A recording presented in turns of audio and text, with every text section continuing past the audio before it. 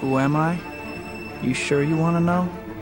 The story of my life is not for the faint of heart. If somebody said it was a happy little tale, somebody lied. I will never forget these words. With great power comes great responsibility. Who am I? I'm Spider-Man. Welcome to Now Playing's Amazing Spider-Man retrospective series. Can Spider-Man come out to play? Part of the Now Playing Marvel comic movie series. The real crime would be not to finish what we started. Hosted by Jakob. Yo, Sparkles! Stuart. Not everyone has a happy ending. And Arnie. Ah, you're funny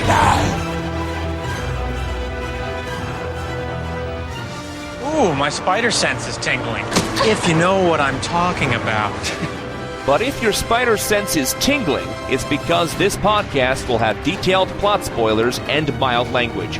So listener discretion is advised. We're gonna have a hell of a time. Go get him, Tiger.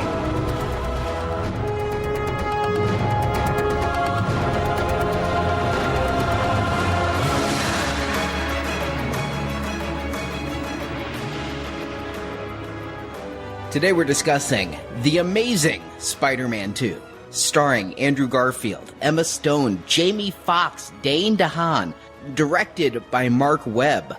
I'm Arnie, the electrifying co-host of Now Playing. Stuart on holiday. Hold on, I'm naked. I'm naked here.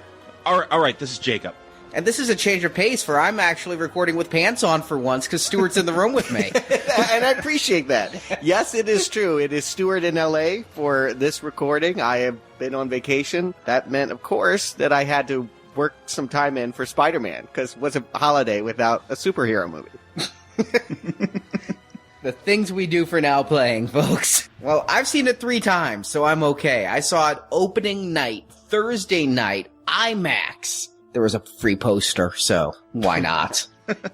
I guess Thursday night's opening night now. I always thought it was sneak preview night, but they start at 7 p.m. instead of midnight. So, yeah, I was there Thursday night. I saw it IMAX 3D. They were giving away some collectible 3D glasses. That's not why I went. It just happened to be the showtime I chose. Yeah, I then saw it again Friday night. That was my note-taking experience. And then I saw it this morning, so I was fresh for this podcast. So, you got questions, I've got answers. Well, I got a question right off the bat. Usually I have nothing to say about the 3D because usually it's 3D conversion that I don't notice. Everything looks like a 2D movie with every now and then a bullet or something CG flies past me. Here, I saw this in Real D, and my first question is, was the Real D awesome, or did they actually film this with 3D cameras? I normally see 3D in IMAX. This is my first Real D, and I was quite aware that I was watching a 3-dimensional film. This was not filmed in 3D versus the last one where they got the digital 3D cameras going and everything, and it was a big tech demo. This one was filmed on regular film in an anamorphic format and post-converted, but I'll say I only saw it once in 3D. It was IMAX 3D. There were certain scenes, mostly the big action showcases, where the 3D was spectacular. Yeah, I'm going to give a thumbs up, at least for the 3D thus far. Maybe it's because there were so many scenes where they used bullet time or web time and they would pause and, it was a still picture and it really emphasized the 3-dimensional aspect of the film, but not one that I'll complain about as far as 3D goes. Yeah, I'm going to say maybe my most controversial statement of the podcast. See it in Real D. I think that they may be doing a better job because I've seen a lot of these post-conversion jobs in IMAX, and it's never looked as pronounced as it did in this Real D projection. Or maybe you need to see it in Springfield. I don't know. And that's funny because I went to IMAX to see it in 3D because Captain America, the Real D, looked like crap, and in IMAX it looked really good in 3D, so... Yeah, that said, I did see it in IMAX, so maybe it's that big screen, it's brighter, that maybe that has something to do with the projection. But speaking of the last movie being filmed in 3D, it's only been 2 years since we reviewed The Amazing Spider-Man, and kind of a controversial show with us saying at the time it might be Superman Returns, one and done, and we're not done. Yeah, that was my prediction, and obviously I'm wrong because I was certain that they would give up on this. I wouldn't think that Sony would give up on this. I wouldn't think that they'd let the rights revert to Marvel unless they were paid more than what they're going to make for all of the movies that they're going to churn out in the next 5 years. But I really didn't think that anything in that last movie begged a continuation. Have either of you revisited the original? I own it on Blu-ray, watched it once for fun in the past 2 years, and then I watched it the night before I saw Amazing Spider-Man 2, so I was completely into the secrets and their costs. I rewatched it. It wasn't for fun, as you put it. I basically didn't remember it. And, you know, I do believe in giving things a second chance. Maybe I was too hard on it, and I thought, you know, it happened with Star Trek. I rewatched the movie years later, and I thought, hey, you know what? I had something up my butt, and it was a much better movie than I gave it credit for. Didn't happen with Amazing Spider-Man. I still think it's a pretty drab, dull, lifeless movie, but I stand by my review entirely. Yeah, I didn't bother going back and watching it. I remembered pretty much most of it. I did want to kind of experience this. I know one of my big complaints, and I think Stuart, it was a complaint of his too with that first one. It felt like an episode from a TV show, and it was just all these loose strings, and we'll pick them up next time. So I actually kind of wanted to see Amazing Spider-Man 2 as a non-film buff for now playing. You know, how would the average person going? Would this seem like another episode where if you didn't miss the pilot TV show, you're lost here? Could you kind of just watch this and get what's going on? So that's why I didn't revisit. Plus, I just didn't like that last film. So. There we go. There's the real reason. I didn't want to see it again. I don't blame you. Don't see it again. It doesn't get any better. And I stand by my review at the time as well, where you can go back and listen to it, but I'm the sole one who gave it a recommend. Still think it's a recommendable film, but I definitely think that you two weren't the only ones who voiced the complaints you were. I think I see the pendulum swinging in a different direction with the film we're going to discuss today. Well, then I guess that means you should give us the plot and we should get into it. Everything is going good for Peter Parker. He's graduating from high school. He has the girl, Gwen Stacy. He's beloved by the city for his heroics as Spider-Man. Well, everyone except his Daily Bugle boss, J. Jonah Jameson. But Peter is haunted by visions of George Stacy, Gwen's dad, who died in the last movie, and to whom Peter made a vow that he would stay away from Gwen. And so he finally agrees to that, and the two young lovers break up. But with Gwen and Peter broken up, Peter needs someone to turn to, so he reconnects with his old BFF, Harry Osborn, son of billionaire businessman Norman Osborn. Harry was sent away to boarding school when he was 10, but called back for Norman's death, dying of retroviral hyperplasia? I don't know if it's real. I don't think it is. It is. It's what took out Ozzy Osbourne, actually. He had green skin and warts. I think he did that last episode. He had fingernails like Norman did. Sure did. So now Harry is heir to all of Norman's legacy. He's CEO of Oscorp, but also infected with the fatal disease. In looking through Norman's work with Richard Parker, Harry realizes the spiders are the key to the cure, and that Spider-Man must be the result of the radioactive spiders. As all the spiders were destroyed in the aftermath of the lizard's attack and public scrutiny of Oscorp's animal experiments, Harry is out for blood. Spider-Man's blood, believing it holds the cure. Peter is also researching his father's work. May finally reveals that Richard Parker was labeled a traitor, trying to sell the work he did for Oscorp to enemy nations. But through sleuthing, Peter finds Richard's secret lab in the subway. We're going to talk about this.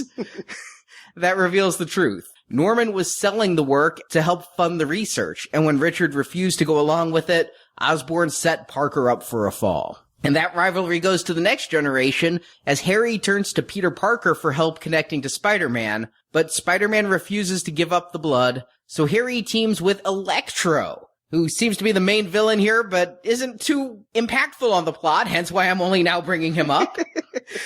He's a former Oscorp electrician named Max Dillon, who, through an accident involving electrical wires and what I assume to be mutated electric eels, became a Dr. Manhattan-looking embodiment of electricity. In his human form, Max had an obsession with Spider-Man, having been saved once by the Wallcrawler, but an earlier showdown in Times Square gave Max a grudge against the web-slinger, and he wants a rematch. So Harry springs Max from Arkham Asylum, from the Ravencroft Institute, and Electro takes down the city power grid.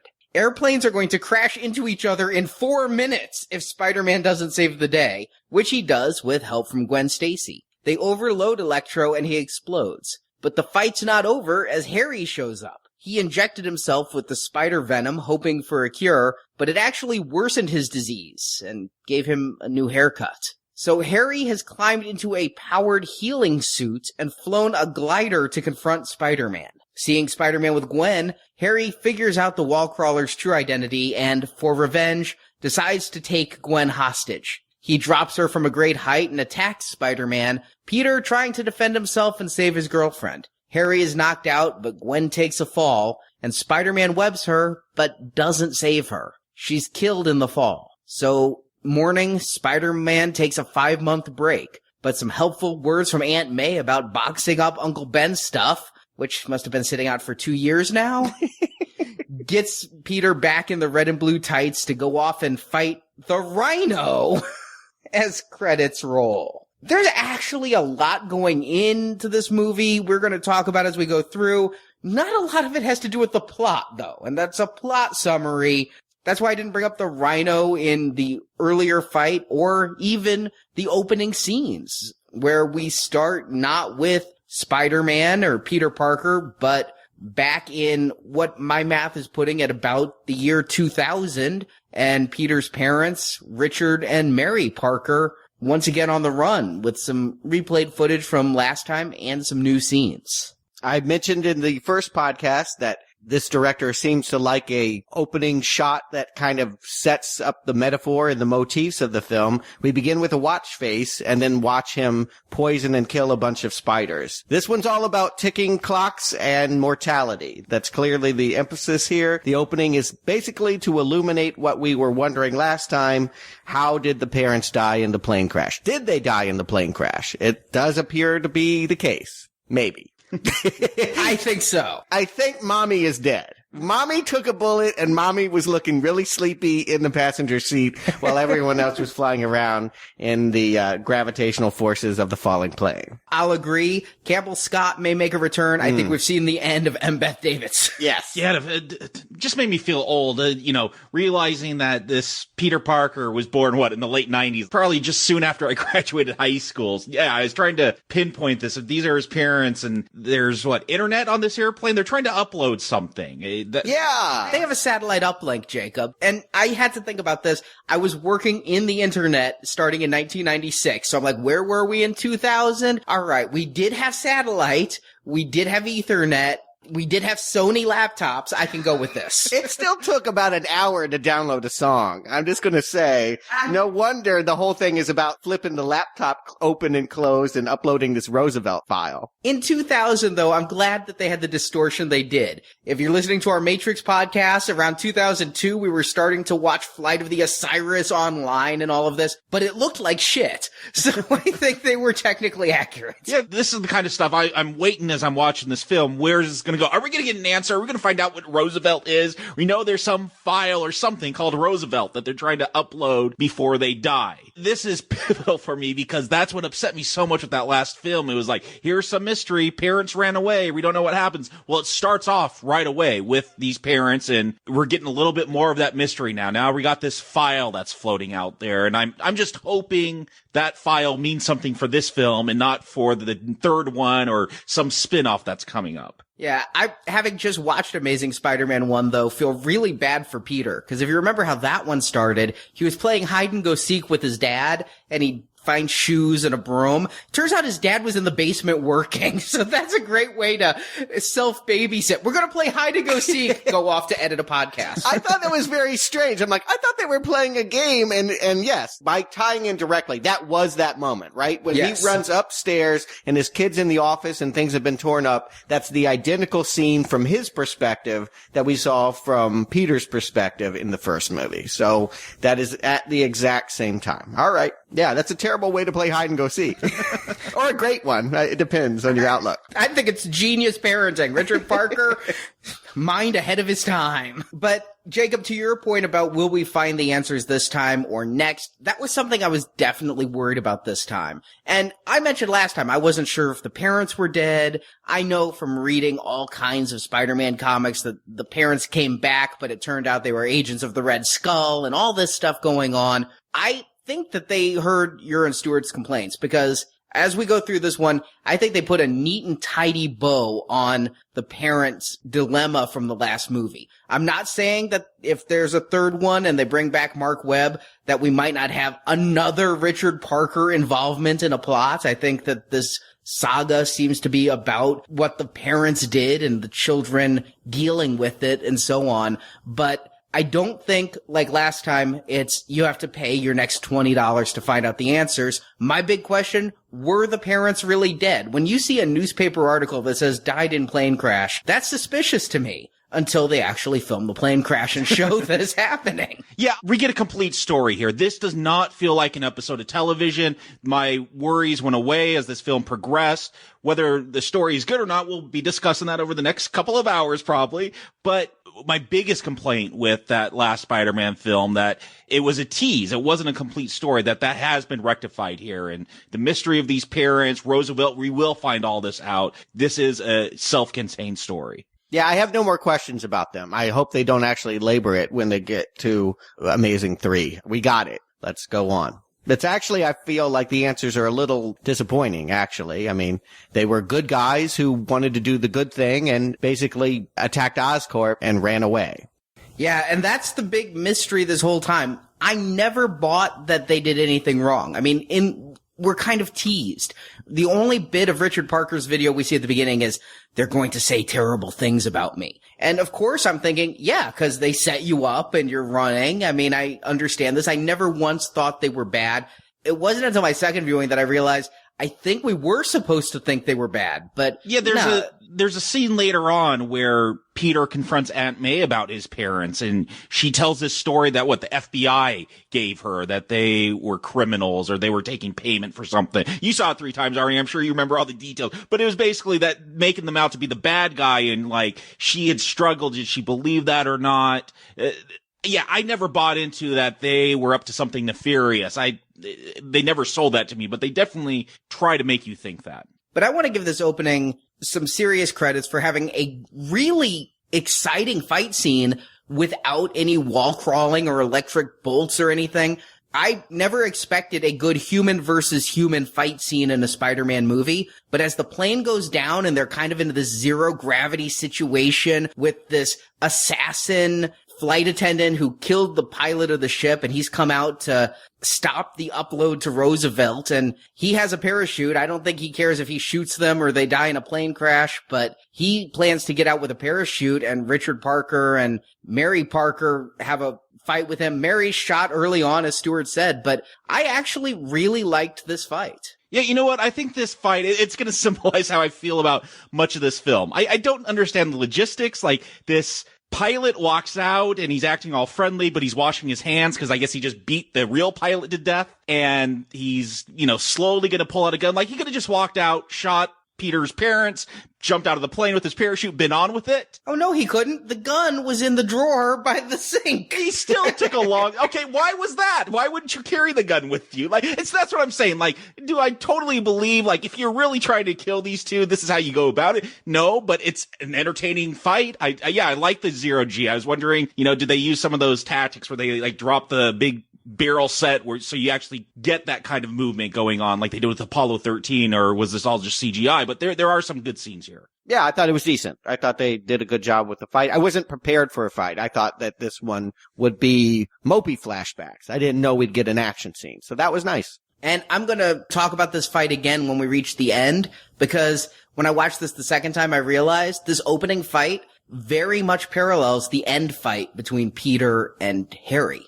And to that point, it also parallels the next scene. Plane is falling down. What do we see next? Spider-Man falling down, almost as if he jumped out of a plane. I don't know how he got as high as he did as he descends into New York City. I have to say I was a little bit worried when I saw this scene because the plane's crashing. We cut to the Spider-Man logo. I said I saw this in IMAX. I went to a new theater. I'd never been to this IMAX in Edwardsville, Illinois before. It was the closest IMAX. It was a Thursday night. So I go, and I'm thinking this is a janky-ass IMAX. The whole place smells like cat piss. I would say that's definitely a janky-ass anything if it smells like cat piss, no matter how nice the image is. Before it ever begins, Marjorie and the other friend we went with say, can we never come back to this theater again? And then the Spider-Man logo comes up and it's shaky. And I'm like, oh, mother. Is it really going to be so bad that the camera is... Oh, you thought it was coming out of the sprockets? Yes. I thought, even though it was digital 3D projection. That's true. I thought that maybe the lens was out there shaking or something was going on. I was so happy that it was Spider-Man falling. And actually, cat piss or no, there was great picture and sound in Edwardsville. So there's your backhanded compliment, Edwardsville.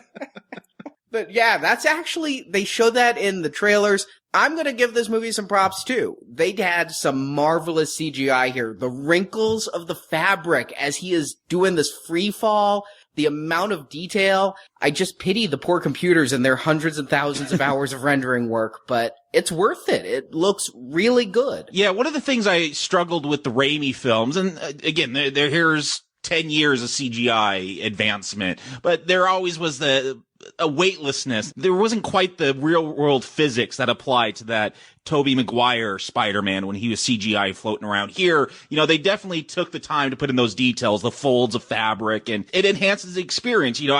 Intellectually, I know that is a bunch of ones and zeros created to look like a Spider-Man, but it looks so dang real when you add those little details. It really sells it. You haven't gotten to the point yet where you're looking at the screen, you just see the green lines vertically going down. I'm almost there. Yeah.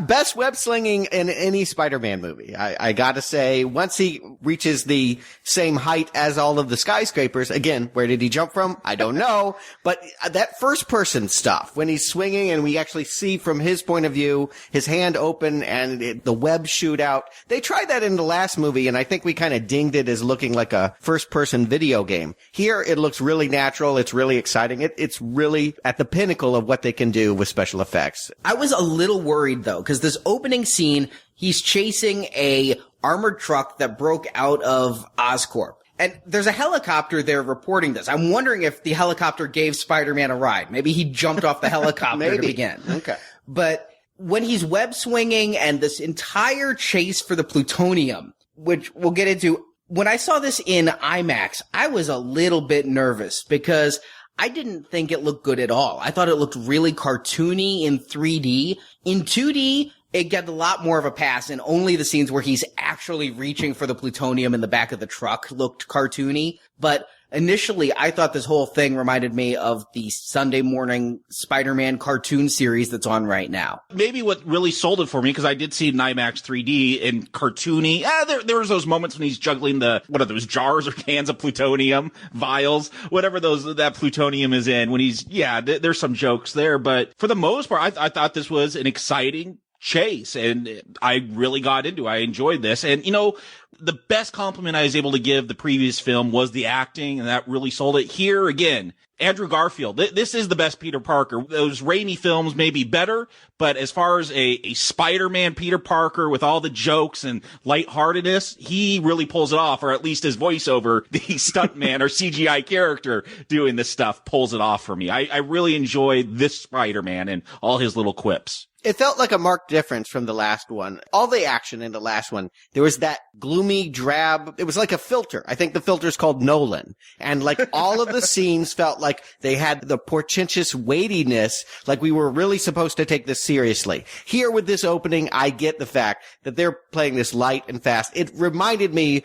of Spider-Man cartoons. It reminded me of the Spider-Man comics I have read. It felt like they were going for, yes, a younger audience, and yes, a more silly vibe. But that's probably the way to go. It didn't work last time. So yeah, I felt a little bit of relief that it was going to just be kind of a simple, silly story. That's something that I was thinking during this opening as well, is it cannot be overstated the importance of the youth audience of Spider-Man versus the Avengers and Batman and Captain America and all of that.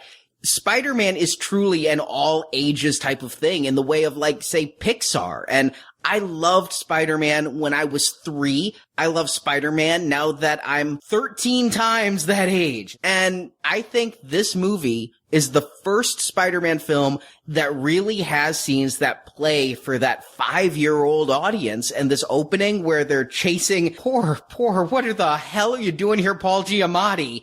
Is for that short attention span, short audience. Yeah, the only thing kids love more than Spider-Man is the guy from Sideways. Yeah, good casting, guys. I do love that about Paul Giamatti. Like, if you haven't seen Shoot 'em Up, where he plays like this over-the-top cartoony villain, go see that. There's a certain joy to Giamatti that he brings. But I do agree that this is the all-ages film, and definitely there are moments that are going to satisfy the 5-year-old, and there are moments because it's satisfying that 5-year-old that I'm going to cringe. We'll get there. And they're definitely, I think, this kind of action, this is the teen audience. They're going to love this stuff. I don't know if this ever achieves anything that's real enjoyable for an adult, but I'm going with this. It's tapping into that 15-year-old me where I'm watching, this version of Spider-Man who loves skateboarding and doing kick flips, flipping around New York City and catching the bad guys. This is fun stuff for me. I was slouching in my seat. I need to state, I went into this movie with the absolute lowest of expectations. Okay, I don't know if you could have gone in with lower than Stuart and myself, but okay. No, seriously. I went in expecting Catwoman. Wow. I went in expecting this to be the utter worst Spider-Man movie. So many villains. I've been reading about all their plans. They're going to have a Spider universe in cinema. They're going to do a Sinister Six spin-off. They're going to do a Venom spin-off. They're going to do all these movies. And I just kept thinking Iron Man 2 times 1,000. And then seeing all of the trailers I've seen, I went in just expecting to have to suffer through this movie. And the fact that they were giving away free tickets, I ended up with 8 free tickets to this movie. Buy a DVD, 2 free tickets. Buy a action figure, here's a free ticket. You couldn't send me one? I had to pay $16 to see this.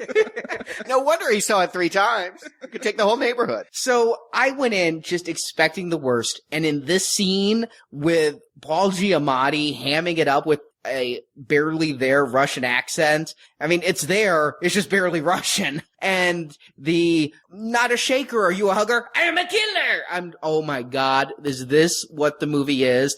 I expected Batman and Robin, not just because Electro looked like Mr. Freeze. And from this scene, I'm just like, screw me. I'm going to have to sit through Batman and Robin, the Spider-Man version. I actually thought at this moment that Turn Off the Dark would be better than the movie I'm about to watch. How funny, because that was my opinion going into the film. I was like, I thought the last movie was the worst Spider-Man movie, and this is the one. The buzz, I stayed away from it. But how could you? I mean, if you were on Earth in the last month, you've seen something about this movie coming out. I mean, it was ridiculous. Any TV set, any billboard, it's just been in my face. And the little vibe that I had heard from other people was this one was worse than the last one. This one was no good. There was a real disgruntled quality that I was hearing from the people that had seen it. So my opinion was that I was going to see something extremely bad. Yes, like you said, Catwoman or Batman and Robin quality, Green Lantern. And this scene kind of set the expectations much higher. I felt like, okay, it's kiddie, and my preference is always a more realistic take on superheroes. So it's not geared for me. This won't be one of my favorites, but I also felt like it was much better than the last time. And I don't know, Giamatti looked like he was having fun. It was strange. I gotta admit, it was strange to see him in that context. It was the tattoo more than anything. Across his forehead, yeah. And a hammer and sickle on his ankle. How do you get that forehead tattoo and not have your skull cap removed at some point in the movie? Yeah, right. Well, here's my thing. Again, I'm having fun here. I'm not taking it too seriously. How could I after that last Amazing Spider-Man film? I'm hoping to just be entertained by this point. But if I'm looking at this critically, if I was looking at this as an adult, right now I'm being enjoyed in a teenage frame of mind. This is some fun action. There's some funny moments. But like there's this whole plutonium thing, the plutonium heist. This plutonium never plays any part in the story. We never find out that Giamatti was stealing this plutonium to power up a Rhino suit. Like that's the thing. This is totally, Giamatti will come back for 10 seconds at the end of this film, but it has no bearing on the rest of the story. It's just a way to introduce Spider-Man. I think if this was tighter storytelling, then yeah, this whole heist would have played some part of this plot that's going on. Well, Jacob, if you want that, read the comic. There's an integral comic that it bridges the gap between Spider-Man 1 and 2 that explains Russian mobsters are stealing high-end tech for weaponry, and it tells us why Spider-Man's suit is so different looking. Don't tell me that. I want to believe this is a self-contained story. That's a compliment I just gave it.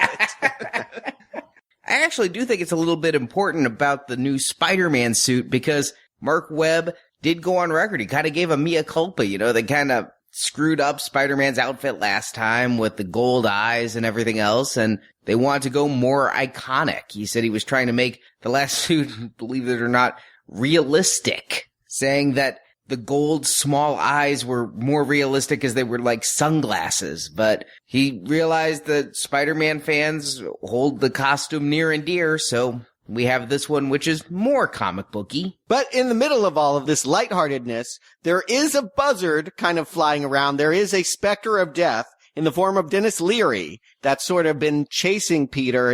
He appears first in the squad car while Peter is, or I should say Spider-Man is astride the truck that Giamatti is driving. And we are reminded that indeed graduating Gwen Stacy, she's got a ticking clock herself. And if you didn't know it from the last movie that she was dead meat, did you hear her valedictorian speech? Oh my God. First of all, I was happy to see Dennis Leary was brought back, even if he does look like the car he's riding in is full of farting guys.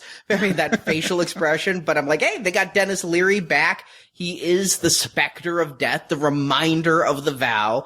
We talked at the last podcast about how in the comics, Gwen Stacy took a death. And I'm like, will it be this one? Emma Stone was signed for 3 films. And I'm going to reveal, I think Webb and Arad planned to spread this all out over a trilogy. The father mystery, the Gwen Stacy thing, everyone was signed for 3 movies. Why kill her now? I think they heard complaints like you two voiced on our last podcast, and they're like, screw it, let's make the continuing saga be the personal one, but let's give people their answers.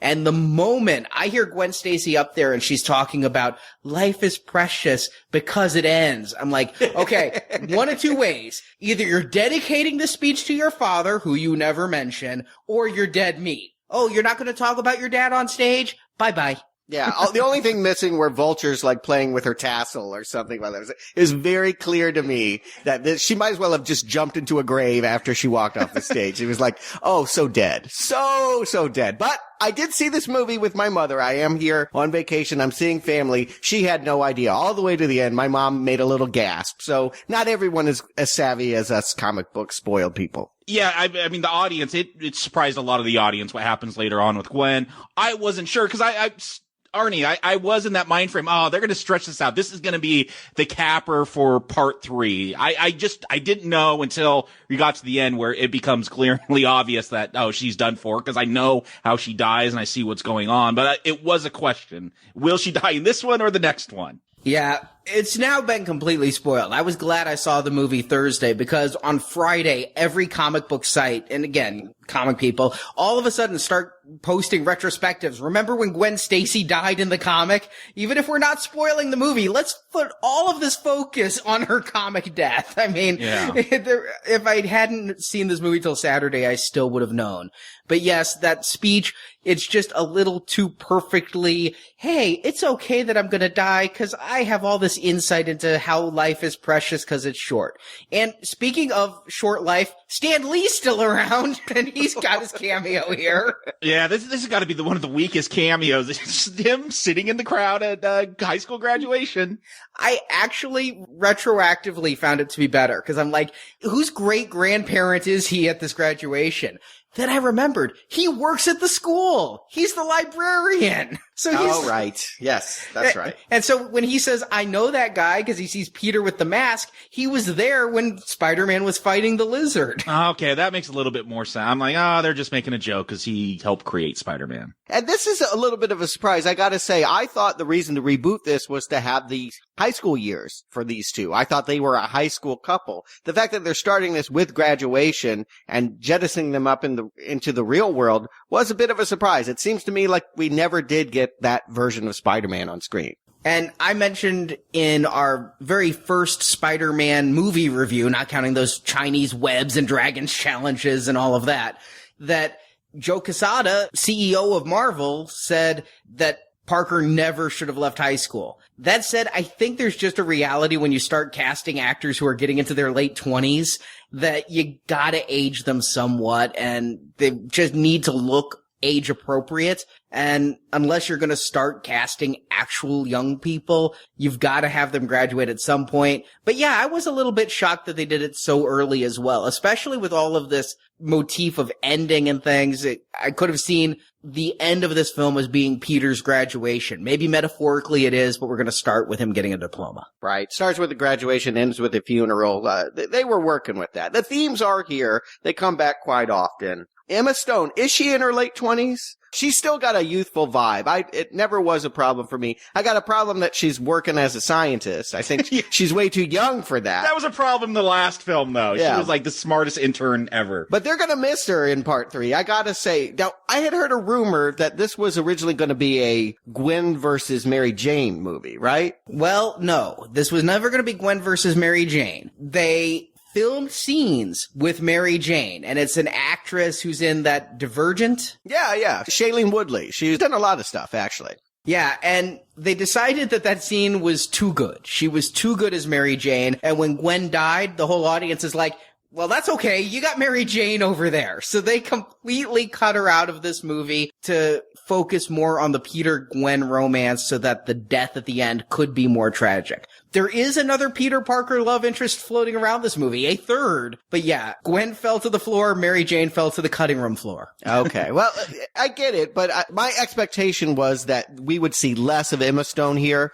I actually still think that she's one of the strongest assets in this series, and I love the fact she's not an egg. She knows he's Spider-Man. She's calling him while he's doing this crime fighting. She does not take it personally that he thinks saving New York and plutonium is more important than her graduation speech. How can you not respect her? After all of those dismal Mary Jane fights from the Raimi years, this is such a better foil for our Peter Parker. I think the best compliment I gave the last Amazing Spider-Man was the acting, and I loved the characters, even though I hated the lines they were saying and the story that was being told. I did enjoy Emma Stone and Andrew Garfield. One of the best developments was, that folly of youth, that Peter made this promise to Gwen's father that he would stay away from her to keep her safe. And at the very end of that film, he breaks that promise and he reveals who he is. And so I wanted to see that played out. I was somewhat confused, after high school graduation, they go to have Chinese takeout and they get in this fight. He breaks up with her, or she breaks up with him. Gwen's not going to take it from anyone. She's the one that breaks up with the man. But what I liked was that it was revealed that this is not the first time, because I thought, this is weird if they're just going to jump straight to this and this is the first time they've had this fight. I've wanted to see this play out in the relationship.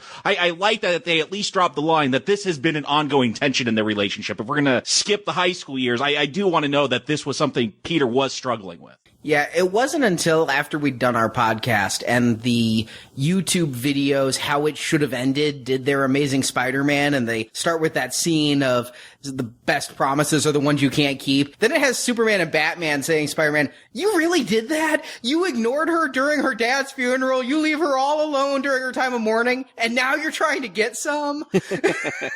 So I was a little bit worried about that. I think that they didn't know at the end of part 1 where they wanted to go with part 2. They kind of had them getting back together, and now, okay, we're just going to break right up again. I agree with you, Stuart, that I like their relationship. I like that Gwen says, I like that you're Spider-Man, but I love Peter Parker more. I think that's a much better dynamic than we've ever had for a Peter Parker Spider-Man on screen. And Jacob, I'm going to agree with you. In the last movie, I dinged Andrew Garfield. I didn't think he was a very good Peter Parker. I still think his origin story is deplorable and he's not very good in it. It was a recommend, though, for you. Yeah, I don't think he was a good Peter Parker. I said the movie had flaws. That was one of them. It was a big flaw. But in this movie, we're past that origin story. Andrew Garfield is comfortable in the role. I gotta say, I think he's better in both Peter Parker and Spider-Man mode than Tobey Maguire. I had to reach for his name. That's how little I now think of Tobey Maguire. And I think you're right, Jacob. This is some of the best acting we've ever had, some of the best relationships. I mean, it's no secret that Emma Stone and Andrew Garfield are a couple off screen. They bring that kind of energy on screen. I completely believe their romance, even if I didn't know what I know about them off screen. Their scenes together are so great. everything going on in here, as far as the acting goes and the characterizations, I'm really liking. And once we have this breakup scene, and once George Stacy shows up, I'm now out of my fear zone. I'm now getting a little bit more comfortable. If you're going to bring back the specter of death, and I'm pretty sure you're killing that girlfriend, this is not going to be the kiddie movie I thought it was when Giamatti was screaming at the heavens. Yeah, and just to chime in here, I like Garfield for the most part in the last one, although I felt like his performance was a little mannered. I think this movie allows him to be the Spider-Man that he wanted to be last time, but he had to be Nolanized. So I think he's fitting into this movie better than he did the last movie, and it's helping his performance. The only thing I don't like is his jokes with Aunt May. And I don't understand these audiences I see movies with who've never seen a trailer. I was cleaning the chimney. We don't have a chimney. What? I mean, that was it. I saw that trailer like 80 times on television. I never saw that version of the trailer. You didn't? Okay, it was out there. My audience laughed, and I was washing the flag. No one washes the flag. Okay, laundry sheriff. The audience burst into laughter. I'm like, did you guys not see another movie that had a trailer for Spider-Man before it? Yeah, I saw many of those jokes before, but you know what, Arnie? They still play. It's a testament to the chemistry, more to Garfield than Sally Field, but yeah, you want to talk about maybe a performance I'm not in love with here. 2-time Oscar winner, Sally, we don't like you. We really don't like you. I'll include myself in that we. And I was afraid she was too young for Aunt May. No, not anymore. Not anymore. She is age appropriate. I actually feel bad for Aunt May. It's revealed that to help pay for Peter's college, she has to go and be a nurse. At her age, she's like retirement age. She's been working as a waitress her whole life, and now she's going to get a nursing degree. I mean, admittedly, nursing's a great field to get into right now. Any listeners contemplating a career path can't hire enough nurses and make good money. But I felt bad that Aunt May was like doing that on the side. I feel worse that Sally Field gets no story in this movie, though. We get to see her running around a hospital later on, like this nursing student would be in charge, but that's it. Yeah, they cram a lot of stuff in there trying to create some kind of story for her. I think it could have all been cut. It never really plays out, except we see her give some orders all of a sudden at the very end in this hospital. Not sure she's been in nursing school long enough to actually be practicing yet. But yeah, I feel like they threw her a bunch of stuff because she's Aunt May, and that's a pivotal character in the Spider-Man mythos. But yeah, this could have all been cut. But there was some lightheartedness here over, joking around about the laundry. That did get a lot of laughs in the theater I saw it in. You need someone at the home life that still doesn't know his secret. But she does. No, well, does she? Yes, we'll talk about it at the end, but I wondered that the whole way through, but at the end she shows her hand. But when she's early on and she's pounding on the door and she comes in and he's under the covers going, I'm really naked, and he's under there in the spider outfit, and she looks up and sees the lamp is swinging on the ceiling. She knows. Yeah, I think you're right. She has a suspicion. She's playing it real close to the vest. I'm all for cutting her entirely out of this movie. This movie is too long, and she's a weight to it. I honestly think you could cut literally every scene that she's had.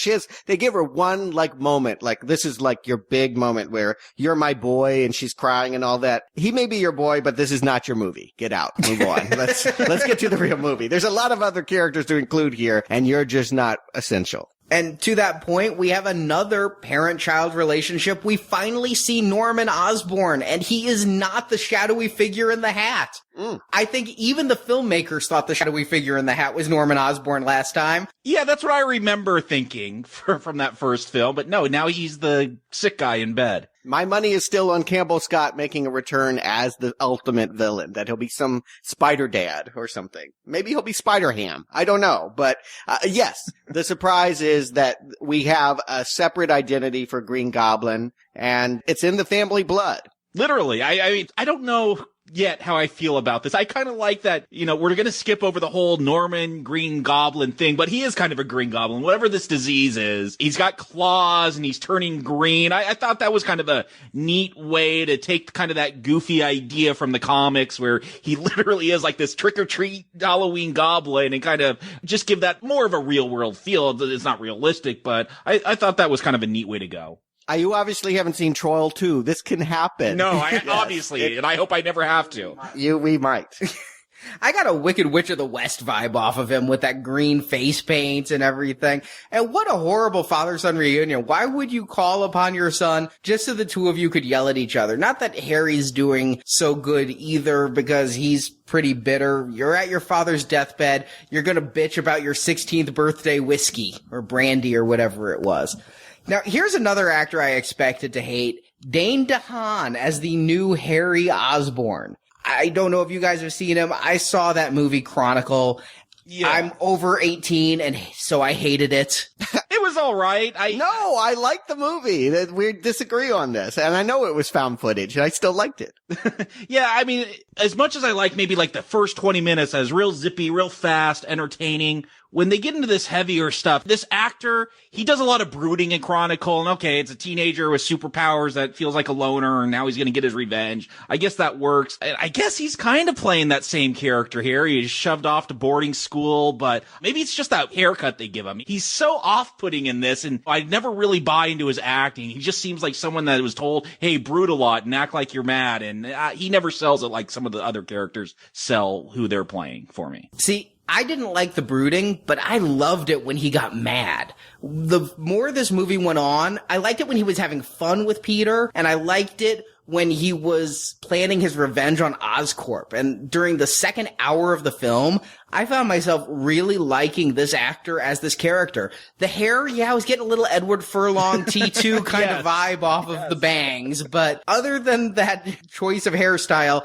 I actually thought he did really well. Yeah, it's when he's interacting with adults that I feel like he wasn't selling. You know, later on he'll be in a board meeting, and maybe he's trying to play the tough guy, you know, this young kid that's taken over this corporation. Maybe he really can't sell it, and that's part of the character. But yeah, when he does interact with Peter, I do buy this like lighter side of him, and that like he's feeling young again and reconnecting with his youth. Towards the later half of the film, he works, but when we first get him here in these opening scenes, no, not so much for me. I feel bad for Dane DeHaan. You know why? He's got that curse. He does have a family curse, and it's when you look like a star that's bigger than you. It happened to Steve Ulrich. He looked like Johnny Depp, and he never had a career, and now it's going to happen to him because he looks so much like DiCaprio. I have read a lot of hype about how he is the next DiCaprio. I don't think he is, but he's probably a pretty good actor that is going to be pigeonholed into being something that he's not. Thank you, DiCaprio. I'm like, who is he? He's DiCaprio. Who is he? Yeah, he's DiCaprio with some grease in his hair. Yeah, wait, isn't that Edward Furlong? Like, when I was a kid, I couldn't tell the two apart. Oh, yeah, that's true. There is the Edward Furlong resemblance as well. And by the end of it, he's looking like Evil Ed. But I will say I like the performance pretty much. Some of it's aided by the special effects when they give him those green contacts and he's able to use those eyes to kind of leer at the assistant girl, Felicia or whatever. I thought that, yeah, he had a menace to him. There was sort of a privileged, unlikable oiliness to him, but when he reunites with Peter, I saw a nicer side for a moment. I saw a character with dimension. I don't know that the movie has enough focus to fully feature him here, but I thought the screen time that he does have, he's pretty good. And I actually liked the boardroom scene, Jacob. I agree. Most of the boardroom scene I'm not liking, but there's the one moment where this is where I first start to like the character, is when he's talking to Mencken. That's the bald guy whose name is barely ever seen, and it was my third watching that I caught his name was Mencken. So he's talking to Mencken, and he goes, "It's Mr. Osborn. We're not friends." The way he delivers it, the way he smiles, the way he kind of squints, I'm just liking that he's taking control. That's the moment when he turns the boardroom on his, and then he demotes everybody in the room and promotes a person who I'd like to see promoted in the next film, Felicia. Yeah, is this the Black Cat, Felicia Yes. Hardy? It is the Black Cat. And you know what? I don't even know who the Black Cat is, but I knew that there was a rumor about sticking Black Cat in this movie. And I'm like, oh, this must be where it was. And I knew that it wasn't at least featured in the advertisement. So I expected her to put on something like with talons by the end of this, but I didn't expect to see a fully formed supervillain. Yeah, Felicia Hardy in the comics. I like that they never said her last name. She's just Felicia. So if they decide to go a different way with it, it could be a second Felicia if they recast. Because I've not seen Felicity Jones in anything. But yes, I was very excited at the prospect. Forget Mary Jane. Been there, done that. Give me some Black Cat. Maybe I just want Spider-Man to see some pussy. Indeed. Although, speaking about cats, I just want to point out that Mencken, Comfior, we've seen him before in Catwoman. He was the one that slapped Sharon Stone and broke his hand because her face was concrete from all that cold cream. That guy, I was like, I know him from somewhere. I couldn't place him. I had to look him up. Jacob, we reviewed him in Riddick, and he was also King Laffy in Thor. What's King Laffy? Yeah, I don't even know what that is. But The Frost Giant? Oh. So what, it was his voice, is what you're saying. No, it was his face underneath a bunch of blue goo. Who would know? Well, we've spent so much time talking about the performances that we do like here. Should we talk about the worst thing in the movie? Well, I assume you're talking about Jamie Foxx. Who else? Here. Oh, come on now. He wasn't that bad. Oh, really? No, this is how bad I talked about how we all said this got a pretty much all ages vibe. This is the 5-year-old vibe. This is the Riddler from Batman Forever. Yeah, I would definitely hire him for a children's party, but for this movie, stick with Annie, okay? He's going to be Danny Warbucks and Annie. That's the performance he's giving here. I can't believe how much, I'm playing a nerd? Well, let me put grease in my hair and go talk like this and put glasses on. I mean, really? I liked Jamie and Django, and, the man has an Oscar. So why is he playing this broadly? Did he have a completely different director than everyone else? Well, he did do this movie. He got the call, and his 4-year-old daughter is a huge Spider-Man fan. That's the one I blame then. He did it for his daughter, and yes, his character arc is straight out of Batman Forever. Schumacher. This is a better version of the Schumacher Batman universe. When I realized that, when I saw, because he shows up during that plutonium chase where Spider-Man saves him, I'm like, that's where he's taking this character. I got scared at that moment where this film was going to go. Yeah, I'm all for lightening the mood, but this is poisoning the well. I don't know how light it went, though, because during that first scene, he's bumbling around. I wasn't able to get too much of a presence off of him, other than I thought it was really gross that Spider-Man said, "Lick my glove." I don't think it's good to lick a glove and then start matting down that hair. It did the hair no good anyway. But the second scene we see him, this dude is nuts. He is certifiably insane. Now, you may say Edward Nygma was as well, but my question, and after 3 viewings, I still don't know. Max has built up this friendship with him and Spider-Man during this montage of Spider-Man's good acts, including a very funny scene where Spider-Man has a cold. You hear Max on the radio saying, "Spider-Man saved me and he and I became friends." He's obviously built up a fantasy world, and he's obviously not able to tell the difference between fantasy and reality. My question is, does he really think Spider-Man baked him a cake? Or does he open the refrigerator and he's so schizo, it's like Fight Club, like the Spider-Man persona took over, baked a cake, put it in the fridge so that Jack could then go, "You made me a cake." I thought that was him. No, I didn't. I don't think he was having delusions of Spider-Man hanging out with him on his birthday.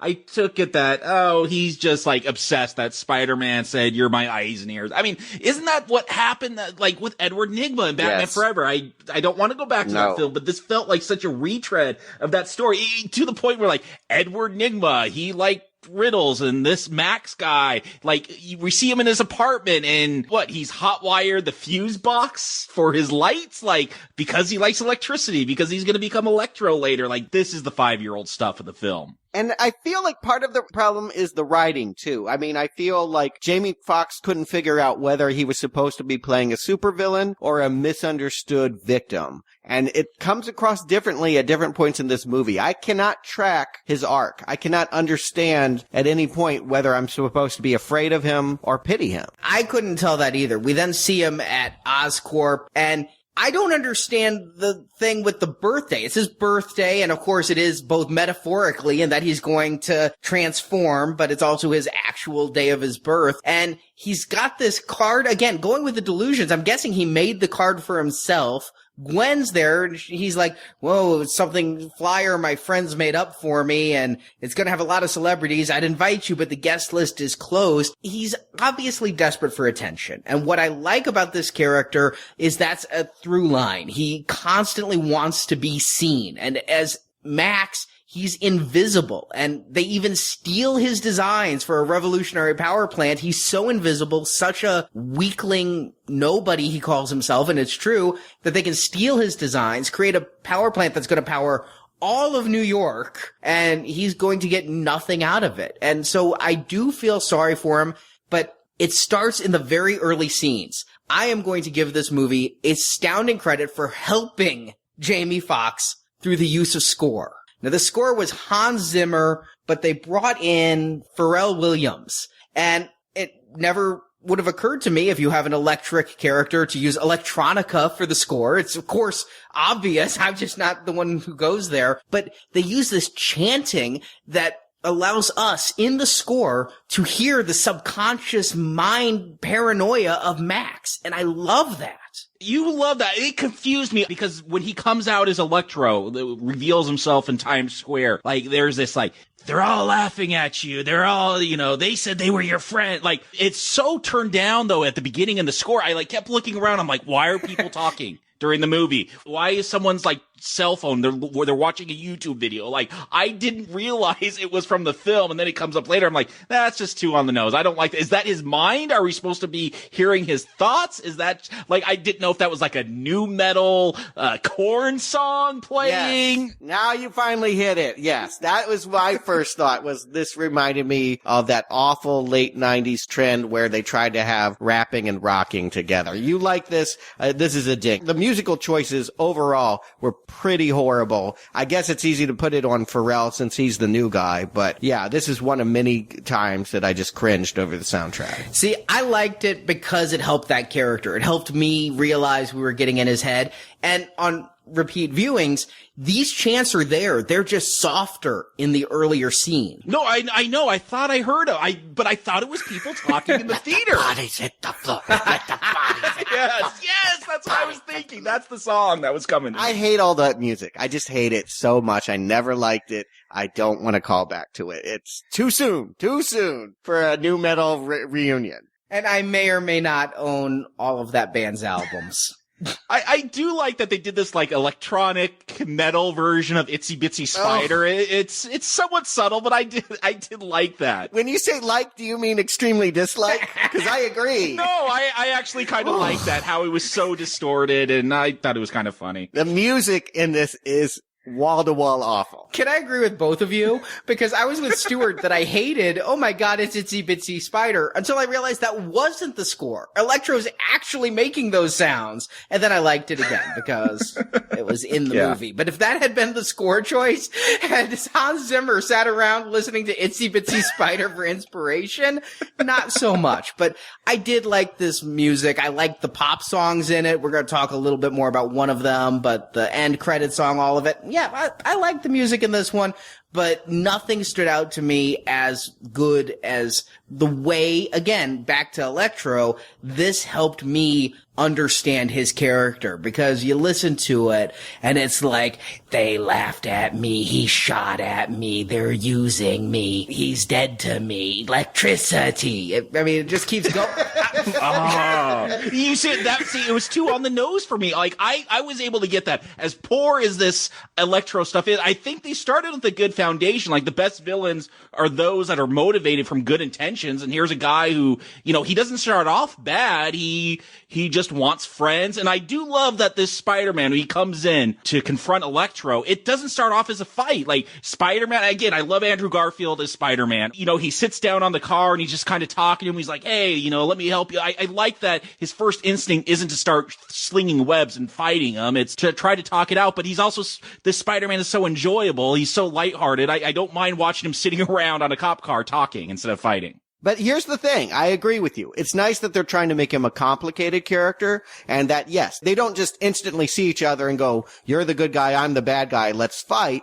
But what is the tipping point? Why does Electro lose it? Is he someone that just has so much rage and power he can't control it?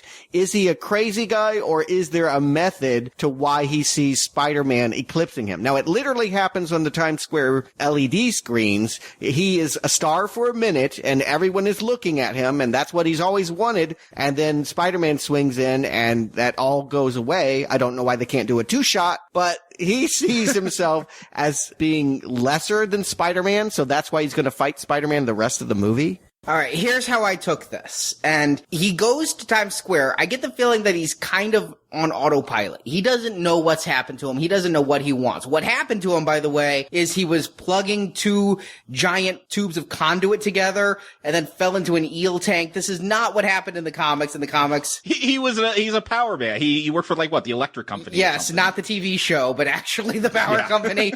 And he was struck by lightning and just happened to be grabbing the grounding cable the right way. Here, he falls into the eel tank. I think that fits this universe where everything Oscorp's doing involves animals. Yeah, I like, it feels almost like the Ultimate Universe if you've read those comics where there's one central source for superpowers almost. And I do like that everything kind of stems from Oscorp in this Spider-Man universe. Yeah. And his look here is the ultimate Marvel Electro. I know it looks like Dr. Manhattan minus the wang, but yeah, they make sure to put shorts on him, even when it doesn't make sense. But when he gets to Times Square, I think he doesn't know why he wants to touch power cables and absorb power. It's like hunger for an animal. You just eat because it's instinctive. This has modified him to that point, but he hasn't no control over it. And so he's just wanting to talk it out.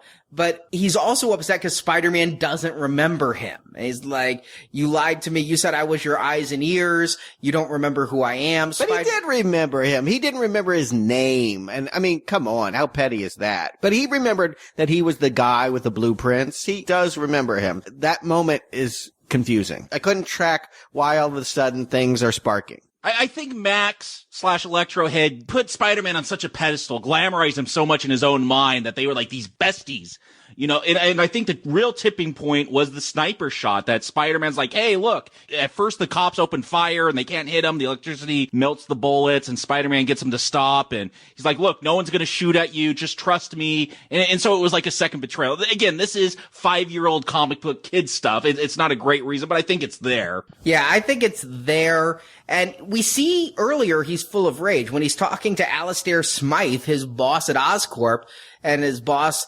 sarcastically says, yeah, and I'm Spider-Man. And I didn't realize it was a dream sequence. They fooled me. I actually thought Max went up and grabbed his boss by the throat, but it was a fantasy imagining. I believed it because of the way Fox was playing this character. I'm like, oh man, no, this is I'm like, okay, it was a dream sequence. So we know he has this rage in him, but he never felt he had the power to do anything about it. So after, what birthday would you guess this is? How old is Jamie Foxx? He's in his 40s, but probably his vanity would say he's a 30-year-old. So after 40 years of being invisible, I went with this character again. He's nuts. He's insane. And I think that he's used properly here. This Times Square fight is amazing. Yes, I was thinking about bullet time when you mentioned it, Jacob, but it's bullet time to the next generation. It's now like 3D rotational bullet time with slight movement. The way Spider-Man's saving everyone. They went through a huge thing. They recreated Times Square. That was not shot in Times Square, but they recreated it. I've been to Times Square so many times. I got remarried on those stairs where the big action sequence was on Valentine's Day this year. Same wife for anyone who's wondering. Renewed your vow. Yes. Yeah. And I stayed at the Marriott Grand Marquis, and I'm like seeing all those. They recreated that outside of Times Square so that they could then blow it up, and it looks fantastic. They had an Iron Man 2 thing. Their best action sequence came mid-movie. Yeah, that might be true. I mean, I love that chase at the beginning, but I do, yeah, when they slow it down and freeze it, it's not just because, oh, let's do cool bullet time. I really felt like, okay, this is Spidey sense vision, I guess, you know, he gets those Spidey senses where he can kind of think real fast and see what's going to happen. You see these people about to grab this metal rail where the electricity's flowing to it and this car that's flying towards bystanders. I don't know why bystanders are standing around when bullets have been flying from cops and electricity has been shooting out. Tourists are dumb. I don't know. New Yorkers, run away when that stuff's happening. It's not good.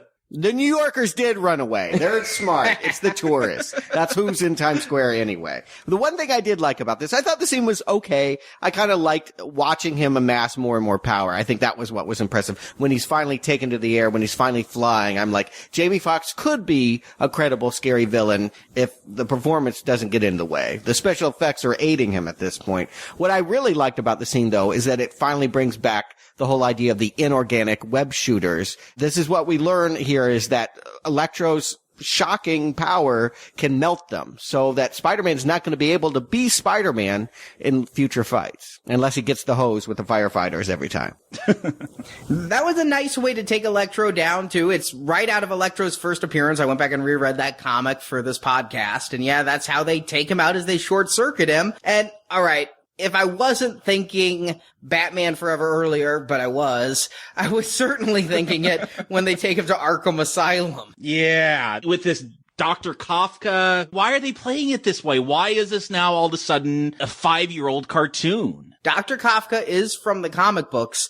I know that, but the way they play him. But it is a woman, and it's not a German Nazi experimenter. She's actually a friend of Spider-Man's who helps out. Why they choose to go this... I was thinking Dr. Strangelove with that accent and all of that. It was really freaking childish, but... yeah, it was childish. Yeah, there's no but about it. Yeah, these scenes are bad. Electro's introduction, not so great. I didn't like the orientation with the eels, but when he's showing us his power, I'm like, okay. And then, he spends most of the rest of the movie locked up under the care of this guy. They're not utilizing this character well at all. You say they don't make good use of Electro, Stuart. This is the last time we're going to see superheroes for, 45 minutes? Because we're now going to have a whole lot of scenes of character exploration. The pacing is kind of bad. Oh, yeah. I mean, that middle hour of researching the father, man, it drags. When Electro's underwater, so's the film. And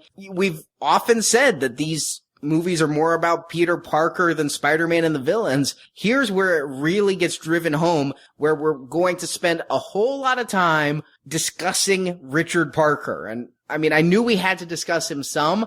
I never expected that to be such a thrust of the second act of this film. Why would you expect it when they don't set it up at all? All of a sudden, we're in a montage about let's find out what Roosevelt is. All of a sudden, for no reason whatsoever. Nothing is motivating this.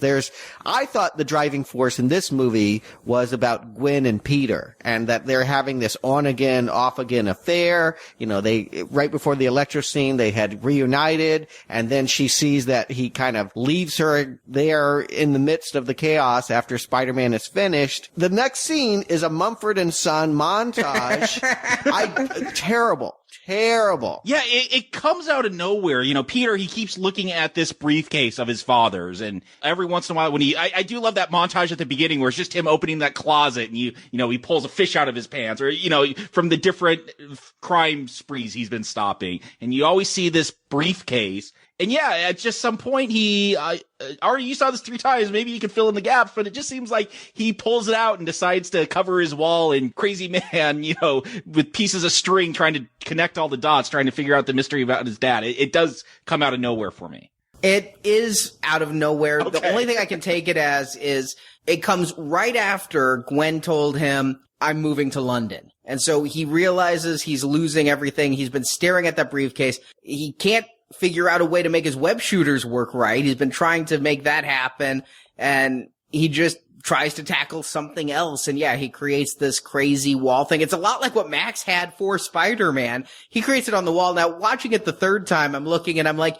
the things he's put on that wall are of absolutely no use. There's a bunch of pictures of Gwen. Yeah. There's a shot of a plane crashing. I'm like, is that the actual plane? Was someone in a helicopter and took a picture? Or did he just find a picture of like a plane crashing from a movie to put there to remind him what that part of the wall was about? I have to wonder if this is Mark Webb's wall and he was just trying to storyboard the movie. I really want to ding him here. I think that he's done a terrible job of telling this story. I think the assemblage of what's evolving and changing, the tracking of these characters. The performances are good, the characters are likable, but the way that it's all kind of garbled into these musical montages, bad direction. And I really have to complain about the song they used, because when he does this, it's this song by Philip Phillips called Gone, Gone, Gone.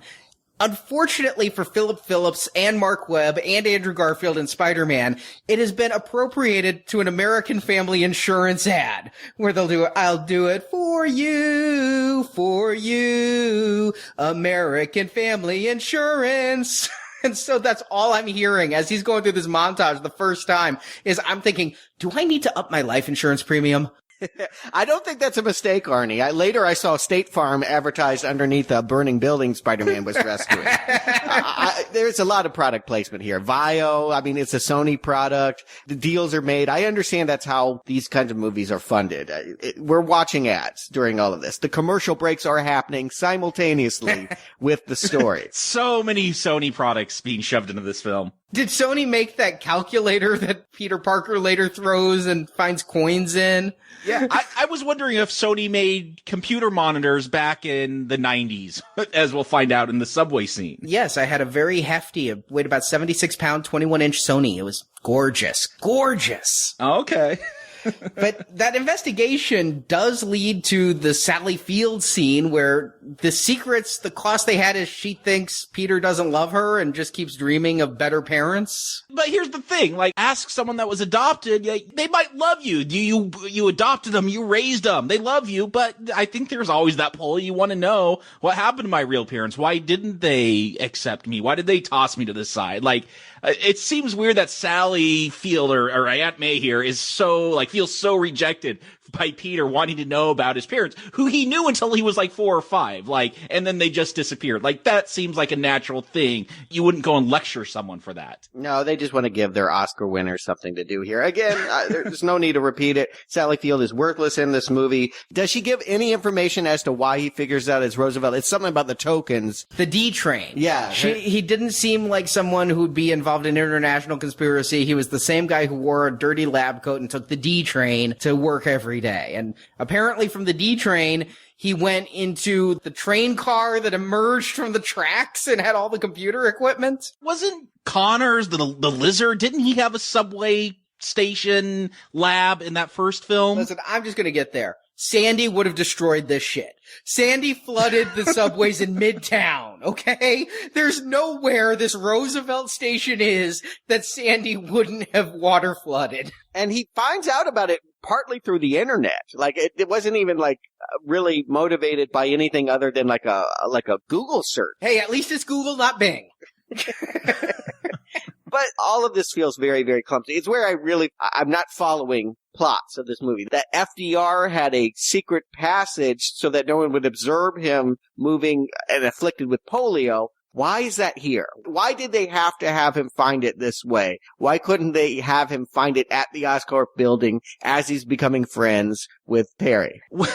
When I saw this Roosevelt thing at the very beginning, I'm thinking Citizen Kane, Rosebud, and like the mystery of what Rosebud is. That warrants like a 2.5-hour film. Like that has a lot of meaning as you watch Citizen Kane. Here, Roosevelt.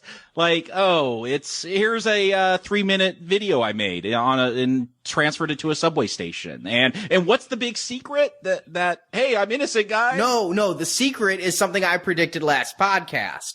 The secret is it's linked to Parker DNA. Nobody else could have been bitten. Now, it wasn't as nefarious as I thought. Maybe because we did Spider-Man right after the Avengers, and so we would just seen Ang Lee's Hulk. But I wondered if Richard Parker was experimenting on little Peter or experimenting on himself and passing it to Peter. But nobody else could be bitten by that spider and get the spider powers because those spiders were injected with Richard Parker's DNA. That is the true takeaway from all of this. And, oh, by the way, that whole conspiracy thing we threw out there that nobody really believed, it's not true. Yeah, this is what I'm saying. Much like this whole search for Roosevelt, where it just comes out of nowhere. It's like, oh, let me drop this line that this is why the spider bite's going to work for Peter, but not for Harry later on. Why would you throw that? Here's my confession. And by the way, in case of Osborne Corporation finds us, now they know my secret of what to do with these spiders to get them to actually work. The secrets are banal, so thank God they didn't drag it out for a third film. I didn't think that they were revelatory, but I was glad that I got it all in this one lump data dump, and we can finally get back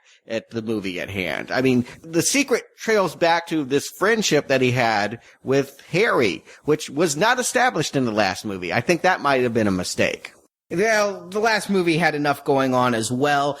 I like that there was the connection between Peter and Harry, that they were both characters who felt cast off by their parents. It's not that either one's parents died. I mean, Peter's did, but he was left alone before they died. They were both left by their fathers. I think that strengthens some parallels here. I think having Harry in the last movie might have gotten a bit too confusing. Yeah, and I do like that explains why they kind of kick it off so quickly and they're friends in this film, because they were childhood friends, and then Harry was shipped away at the age of 11. So I did like that, because it would have seemed weird, like, hey, we were best friends, remember? And now we're going to be best friends again. Yeah, I would have liked more scenes with these two actors. They're good, and their friendship is going to be pivotal towards the end here. This middle should have been about them, and less with Peter off on his own in the train car. They should have discovered this together. They should have teamed up together rather than make it a solo adventure. That's true, because they find the same thing. Yes. They both go to the same place, and Harry finds it literally by dropping a box on a table. I mean, it's not through any work of his own. He's trying to pop a goblin zit on his neck, and it hurts. And so this box his father handed him, I don't know why his dad couldn't use a USB drive. He uses this box that apparently Harry didn't know interacted with the smart table. Yeah, that was so weird that, like, he's like, oh, why'd my dad give me this little cube?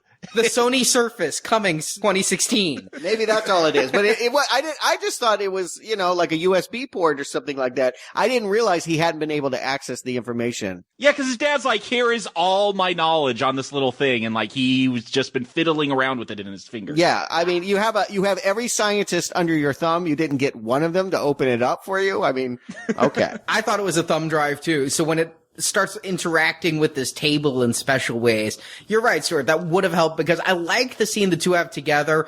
They did cut some of the scenes from the trailer. What have you been doing? Oh, a little web design. I noticed that line in the trailer. There was a couple others. Then there was the scene where Harry and Peter are sitting at a desk, and Harry says that Oscorp had Peter under investigation. We never see that one. I wonder if that was the scene that maybe caused Peter to start investigating the briefcase, and it was cut, so now we think it's Gwen. Then there was another scene where Harry asked, but what about Peter? And we hear Norman go, not everyone has a happy ending. There's a lot cut out of this movie. But I would have liked more of that together. Instead, we just get this thing that Harry has then looked up who Gwen is, because Peter said that he was kind of on again, off again with Gwen. And we get this sort of ominous scene in an elevator between Gwen and Harry. I don't understand what's going on with Gwen in that scene. She was at Times Square for Electro. Yes. And so she goes to work where she's the only person other than Smythe who knows who Max Dillon was. Right. Because they shared an elevator once, and she's a good-hearted person that pays attention to every single person she ever meets casually at Oscorp. She can go around and name them all, and even that nerdy Max guy, she knew him by name and could do a whole search. Hey, listen, if somebody lied to me in an elevator ride about a celebrity-filled birthday party, I'd remember that name and go, did you see that crazy guy Max? He's full of shit. Yeah. He would have been the crazy weird guy. And she is Oxford material, so... But because she's looking him up, all these nefarious Oscorp security people start to descend on her to what? Kill her? Fire her? Yeah, this is bad plotting. Yeah, is she still an intern at this point because she's still super smart and doing all the science stuff? Later on, I mean, she will solve all the problems for Spider-Man because... Again, I don't know. She's Oxford material. No, she knows the whole grid. She knows how the city is powered. That's amazing. No wonder she was valedictorian of her high school. She was giving tours the last time, and now she is literally like sitting at a desk. Like, are you going to turn in your notice for when you go to England here? Because you apparently run the place. I think she was already fired, but as far as knowing how the whole grid works, it's flipping a switch. I could do it, okay? It's not like she's in there rewiring the thing. She knows which switch gets to be flipped. I admire the fact that they want to give the girl something to do, that this is not just her waiting around for the superhero to save her, but this is, again, not credible as a high school senior thinking about their next step in life. If she's already working in Oscorp in this way, she doesn't need to go to Oxford. Her life's already set. It just doesn't make any sense. I think that the whole I'm going to Oxford is her way of testing Peter anyway. She doesn't want to go. She basically is hoping that he'll say, I love you. Is this something he's not capable of saying? He says it in the opening scene outside the dim sum restaurant. Yeah, I don't get this conflict that suddenly emerges in their relationship that she needs for him to articulate that he wants her around. I thought that was obvious. I think she really does need the distance. I think that the two of them are in love. They tried to be friends and immediately, pretty much start making out again. Their chemistry is such, but if he is going to keep ripping her heart out, and like Jacob said, we have to believe this happened a few times, perhaps the best thing to do is get the hell out of New York, and if you can further your career at the same time, so be it. I took her at her word in that we're on different paths right now. And it's because he is choosing to stay away from her, which, spoiler alert, they're all right. George Stacy, Peter Parker, this whole we need to stay apart, she might have been a little bit happier had she taken the earlier flight to England, or at least a little bit more breathing. And yet, at the same time, when she's in the taxi cab to go to the airport, to fly to Oxford, because she's decided to do that instantaneously, as soon as she gets it, can you imagine? You get in the mail, you're going to this college, all right, and you, like, run out the door, like, literally. That airline ticket's super expensive with that short of notice. Hey, a cop's life insurance can pay for a lot. She knows that she's testing him. She's hoping that he'll call. She's hoping that she gets a text. Well, she gets the best text ever, I think, by him webbing the entire Brooklyn Bridge with I love you. That's a cute moment. I'm way too much of a 21st century digital boy because she gets out of the car and she's staring at this I love you. And I'm like, isn't that the moment you take out a camera and do a selfie? Yeah. She doesn't have time. She swooped off her feet. They're on top of the bridge.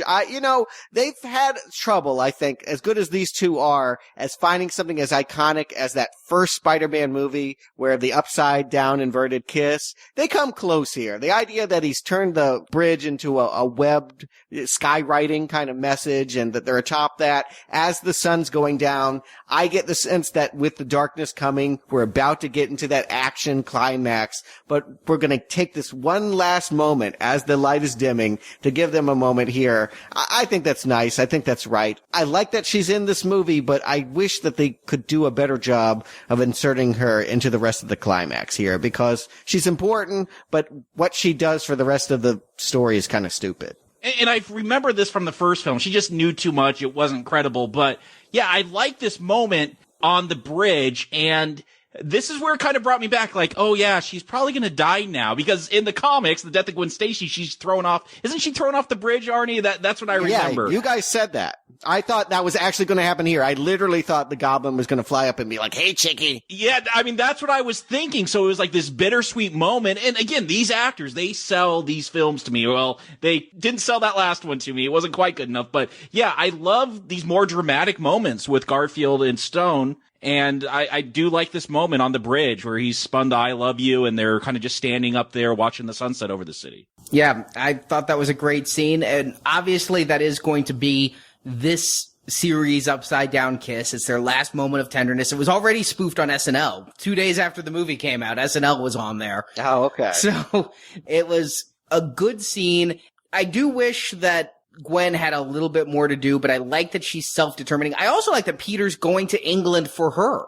She's not going to stay in New York to be with him. She's not sitting by the phone to wait for Peter to say, don't go, I love you. Okay. No, he was going to go be the international Spider-Man, which actually, I would love that as a twist. I know Spider-Man's so iconic in New York, but wouldn't Spider-Man with the bobbies in London be kind of fun? So you could have the Union Jack pattern on the suit. So I like that scene quite a bit. And it does then, you see the city go dark because Harry and Max have teamed up. Because they both hate Spider-Man. Again, why? No, Harry doesn't hate Spider-Man. Spider-Man won't give him his blood. So that's enough to, like, start a whole hate campaign. Well, he is dying, and, like, that's the way he can live. And when we say given the blood, is that like a vial? Is that like one injection or monthly donations? Or like, does he really expect anyone to like drain their body for him to not be a goblin? He is not his father. He is not a scientific genius. Norman Osborn was down there in the labs, in the white coat. I don't know what base he was putting over the green skin to look human, but he was down there doing the research. His son, he was sent away to boarding school and dating French models. He was not Gwen Stacy, the valedictorian in the science lab. I think he'll take a vial, and if that injection doesn't work, then he wants more. It's a slippery slope. I'm with Spider-Man for saying, I'm not going to tap a vein for you. And I thought Spider-Man's biggest concern was like they just like traced the DNA and find out who Spider-Man was. I'm like, yeah, that's why you shouldn't give it. They'll figure out you're Peter Parker. I wouldn't put it past Oscorp to have all of Parker DNA, the entire family history on file. If Richard worked there, maybe at a company dinner party, somebody brushed the baby's hair and kept the hair on file. But that wasn't what I was thinking what it was. I was actually thinking back to an old Amazing Spider-Man comic where Peter has to give Aunt May a blood transfusion. And then he's worried that the radiation poisoning could kill her because he has radioactive blood. That's where my mind went. Not Spider Harry or that it would just be needing more blood. That said, I'm still not convinced that if a spider bite gave spider powers, that blood from someone bitten by a spider is a cure-all. Yeah. I don't believe that the research is very conclusive on spider to goblin transmutations. I just don't think we know enough yet. And I don't understand this conflict. I don't really understand any of this setup. So Spider-Man won't help me. I'm going to go free Electro, and we're going to break into the company that I was just a coup happened and I was kicked out of. What's going on in this movie? I was able to follow this. I only saw it once, but yeah, they said after the whole lizard thing that they destroyed all this human animal hybrid stuff, but they had secretly stored some of the venom from these spiders. And so he's like, if I can't get it from Spider-Man, I'll break into my old company. And I thought Campbell Scott killed all those spiders anyway. No, he said in his video he couldn't kill them all. He killed the ones on his desk, but he couldn't get into that big twirling room where Peter was bit. Okay. And the venom, that's Felicia's one damn thing she does in this movie. Yes, that's true. Tell Harry about the venom. Yes, Black Cat did get that one in. So Harry goes, and all of a sudden he's like Iron Man in Iron Man 3. He's like busting out tasers to break into Ravencroft and free Electro. I want to try to give this film credit that they could have gone the easy route and said, we're villains, let's go get Spider-Man. I mean, Electro's motivated because like, here's a guy reaching out to me. He's like, I need you. And like, that's something that Max desperately wanted to have in his life. I do want to recognize it. As kiddie as Electro's been in that, I like that they created villains that have human motivations. They're not just mustache twirling bad guys. Keep trying, guys. I don't feel like they got there, Jacob. But yeah, they tried. I felt like I saw the screenwriters straining, like the spiders' webs themselves. I saw them stretch and bend and try to make these connections. I don't think the connections are very solid. I don't understand why these two pair up. I like it. I actually do. Now, I understand, just to go to what Jacob said, I was back in Batman and Robin because I thought before I went into this movie that Electro looked a little like Mr. Freeze in his outfit and the blue head and the thing on the forehead. He does drop a couple quips, like when that Times Square thing, he's like, time to like blow out my candles or something like that. I don't know if it's actually still his birthday. Maybe he doesn't realize time passed. The whole, how much time passes in this movie is very confusing because they graduate from high school and months pass of Peter stalking Gwen, and I don't know. But she hasn't gone to college. Yeah. I know. I agree. The timeline's all left up. So I don't know if it was still his birthday, but I was thinking about how, and I never want to think about Batman and Robin, but I was thinking about how in Batman and Robin, Mr. Freeze got caught and put in Arkham, and then Poison Ivy broke him out to be her muscle. We have that same dynamic here, but done well, because I actually do like that Max. First of all, Dane DeHaas again. I know you didn't like him, Jacob, but his acting in this scene when Electra's like, I should kill you. Think bigger, Max. It's just an unexpected delivery of a good line, and the way he's saying, I need you, and that's what motivates Max. I like it. I like it a lot, and it shows how you can do this. I kept wondering if Electro would get baned in this movie. He doesn't. No, we haven't got to the Rhino yet. No, we haven't, and we frickin' will. I got things to say about that Rhino. But no, I like how they team up. I go with it. I like how Harry uses his wiles to get him out, and they kill. You know, I've been worrying about this kidified movie, and it's bloodless deaths, but they do kill the security guards at Ravencroft. They kill Kafka. Yeah, they shoot bolts through them. They got a hole that you could see through. I thought that was kind of alarming after the earlier portrayal of Max, that now all of a sudden he's shooting holes through people. And I like what Jamie Foxx is doing as Electro. They really amped the bass in his voice. He's coming out those subwoofers. He's not overplaying it. I agree with you guys. As Max, it was a little bit here or there, But now as Electro, I like he's pretty much silent, deadly electricity. His facial expressions and the way that they've computer animated him to change into even more purplish electricity.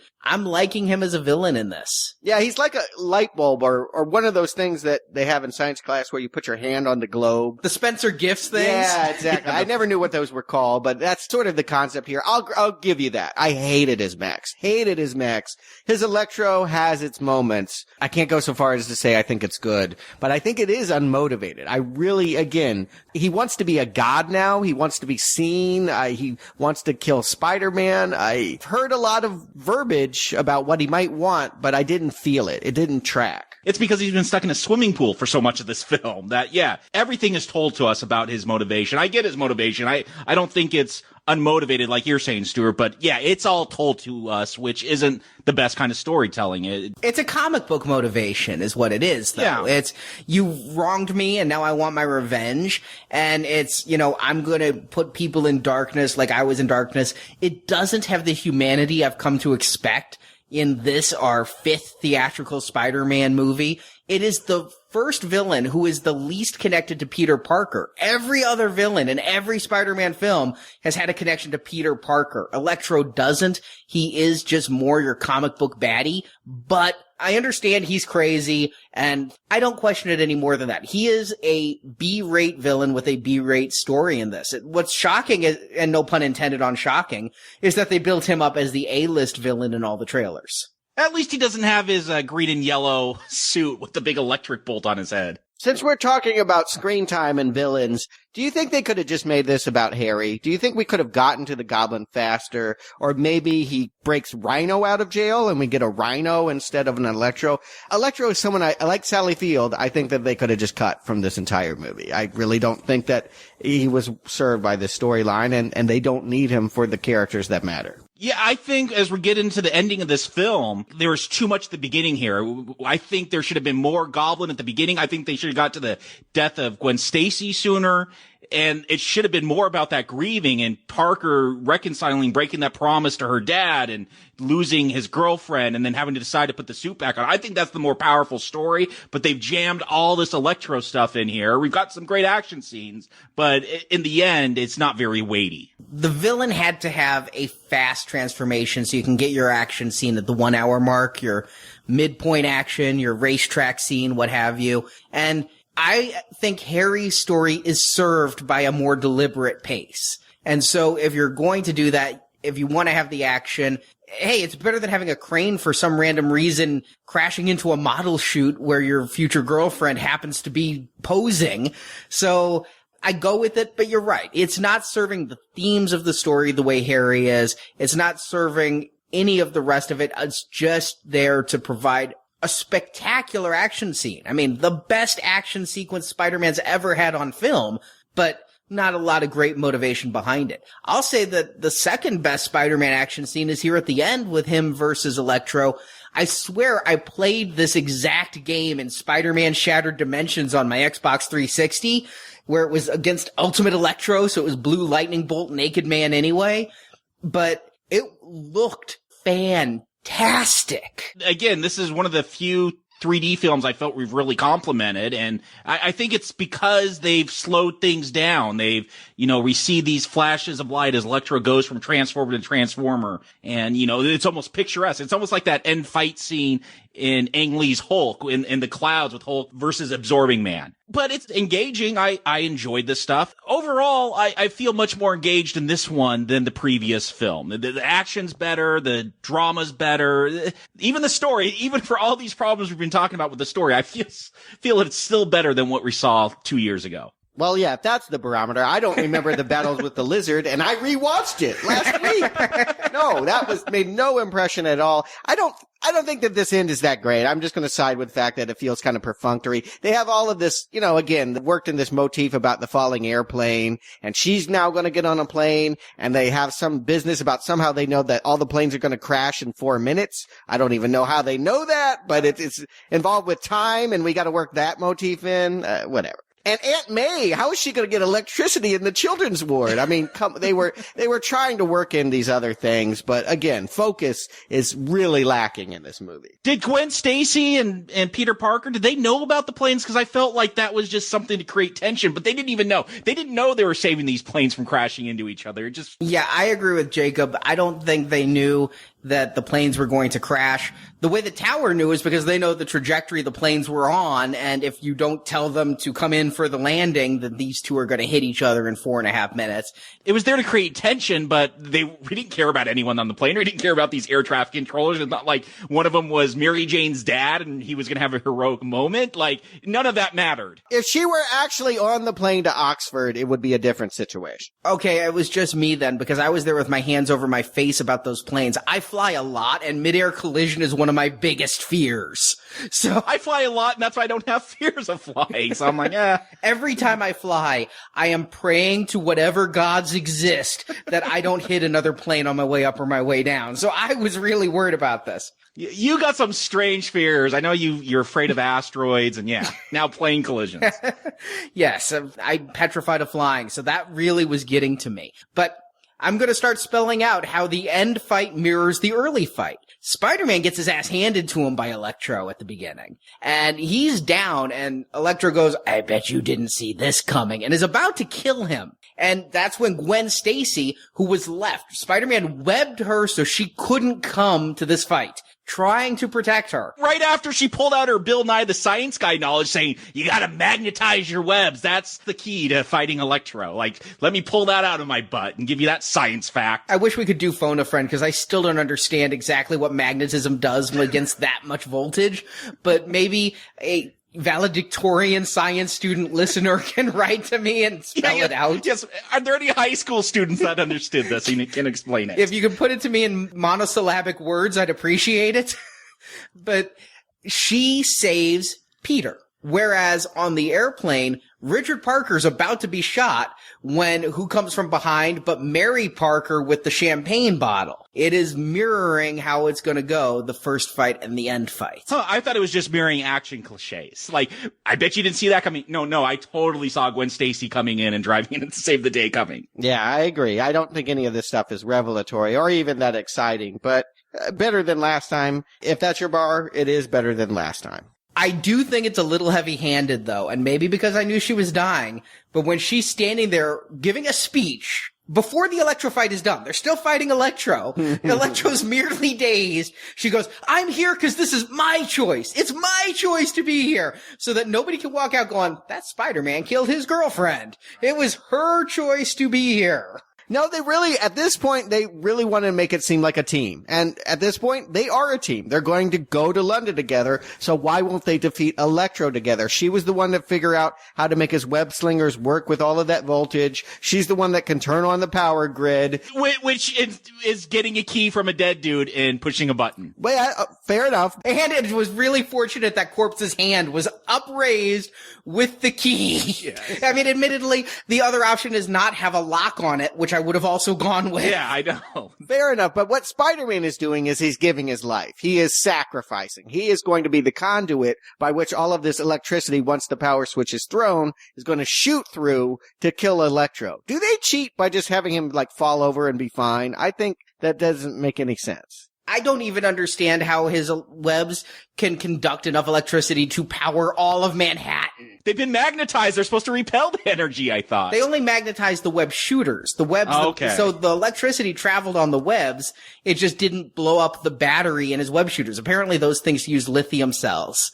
Yes. So I don't understand any of it. I just had to go with it, yeah. Earlier in the movie, Harry says, you got spider healing powers. I guess Electro... Listen, Electro's not dead either. There's a Sinister Six movie coming. So nobody died. Oh, really? Okay. Well, that is a surprise to me. One person does die, though, but it's not in this scene. No. And, hey, maybe Jamie Foxx has better things to do, something for Tarantino, than a Sinister Six film.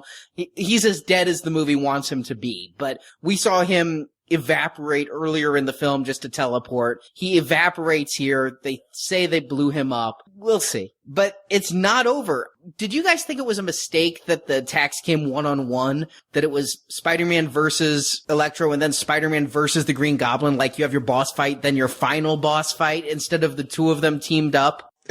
Yeah, I mean, we talked about what is the timeline of this film. So I don't know if it was during this fight. I mean, Harry has gone to Oscorp and he's broken in to get the spider venom. Is that happening as this fight's going on? Or does it just take him a really long time to use his little hover glider to get over to the power grid? Added to my confusion of that is, does the venom make him more goblinish? As far as I can tell, Chris Cooper was like in his 50s when he was turning into the Goblin. So this kid's got at least a few more decades before it becomes really severe here. Why is he all of a sudden transformed for this final fight? I took it as his father had 30 years of scientific help to limp along, and he would have died 30 years earlier if it hadn't been for what little things they could find. A little lizard DNA here, an electric eel there, a spider bite just for, I mean, it's almost wizardry. You know, bubble, bubble, toil, and trouble. He gets to live to 51. But the spider venom has some reaction with his goblin DNA, and I don't know. I mean, I said it in the plot summary. It somehow gives him a much more stylish hairdo. I mean, he's gone from the bangs to the spike. I don't know if it's stylish. He looks even weirder once that hair's gelled up with his Axe hair product. I was definitely getting a Stephen Jeffries vibe, though, Stuart. You're not alone on that one when he's... And the suit, this is the most contrived thing in the whole film. When he sets that box on the desk, the first thing he looks at is some battle healing suit that's supposed to, you put it on, I guess, in a war zone to help you heal your wounds. I had not seen Oscorp doing military contracting in this film. They had dropped hints that there was some military stuff going on. He goes straight for the spider venom first, and then I guess that doesn't work, so he crawls over to the suit, puts that on, and it makes a big deal like it's healing him or it's doing something. Like, why didn't he just try the suit first off? Like, instead of injecting yourself with poison, why not walk around in an awesome battle suit for a while? I think you've got it with that, Jacob. I want to tell all of our listeners, I pride ourselves on giving public service announcements.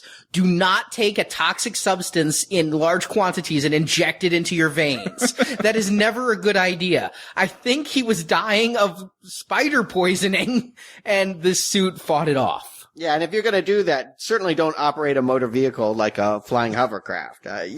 We needed this scene. Again, you could cut Electro from this movie entirely. He does not matter.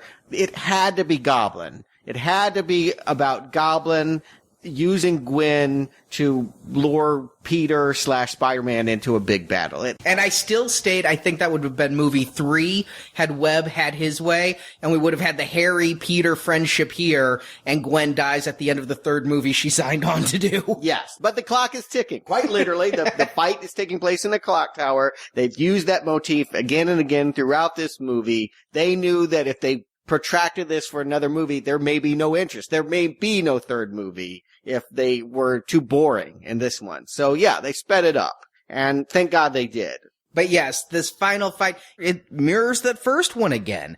Peter takes his web and wraps it around Harry's neck, just the way the assassin on the airplane took the seatbelt and wrapped it around Richard's neck. Both Richard and Peter are holding on to something. Richard's trying to hold on to that laptop. Peter's trying to hold on to Gwen. They're both underneath their attackers. Green Goblin on top of Spider-Man and the assassin on top of Richard. I think they really went out of their way to choreograph these fight scenes similarly. What's astounding to me is of the fights, I actually think the one on the airplane had more excitement. It's really fast, though. I mean, the Electro fight went on for a while. It had round 1, it had round 2. Electro's winning, Spider-Man's winning. Harry, I mean, he gets there, he's like, "You're Peter. You lied to me. I'm gonna take your girl."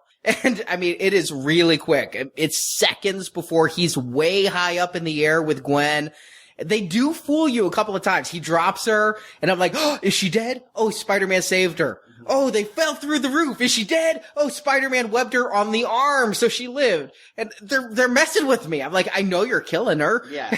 It's when is it coming? Exactly. What fall will be the one that she does not get saved from? And what will Spider-Man's role be? I like the way that it kind of plays here. He is still a hero. He does web her in time, but of course she's just fallen a little bit too far that by the time he's grabbed onto her, she's already conking her head. Or I took it as the mystery of the comic always was, did the Goblin kill her, or was it that web grabbing her after that fall? Did it snap her back? And that's how I took this, is that her back was snapped, and that's what killed her. What? No, she hit her head. I saw it. No, I didn't see any impact on the ground. all right, 3 watchings. First watching, I didn't see her hit the ground. She's webbed at the stomach. It's a sudden stop that would snap your spine. Second watching, wasn't quite sure. Third watching, she might have hit the ground too. Yeah. So it's, You didn't help at all, Arnie. Yeah, So you're I'm gonna be coming down the middle, are you?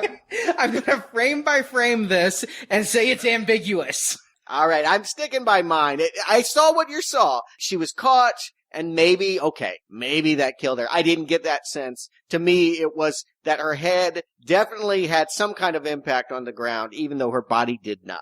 I liked how they usually, we know where this is going, but even though I'm like, oh, okay, this is the death. Like, I like the little touches. I love that web going down and how, like, the little tendrils at the end, like, reach out, like, for that final reach to grab her. I feel, even though once she started falling, I'm like, okay, I know what's coming. I still felt like there's some dramatic weight to it. And it definitely got a reaction from the audience. A lot of people weren't expecting that, and they were shocked. And I even felt like when Garfield gets down there and he's just holding her and crying, there got some emotion in me. I felt some sadness there. It won me over. Again, the acting is what really sets these films apart, even when the stories aren't great. And here again, it's selling the death of Gwen Stacy to me. I actually really liked the CGI of the web, the way it's reaching out for her, even if I was taken out of it a little bit, because in the first shot, I'm like, is that spooge? I mean, it kind of looks spoogey, but it fixes itself pretty quick. And I was wondering, though, would he web her? Would he break her back? Would he miss? There's all these clock gears flying around. I'm like, yeah, I'm waiting for the web to hit a gear. Yeah. Could he get a clear shot to hit her? Is he going to hit her and she's still going to die? Is he going to shoot and miss, or is he not going to be able to shoot at all? But they take it right out of the comic book.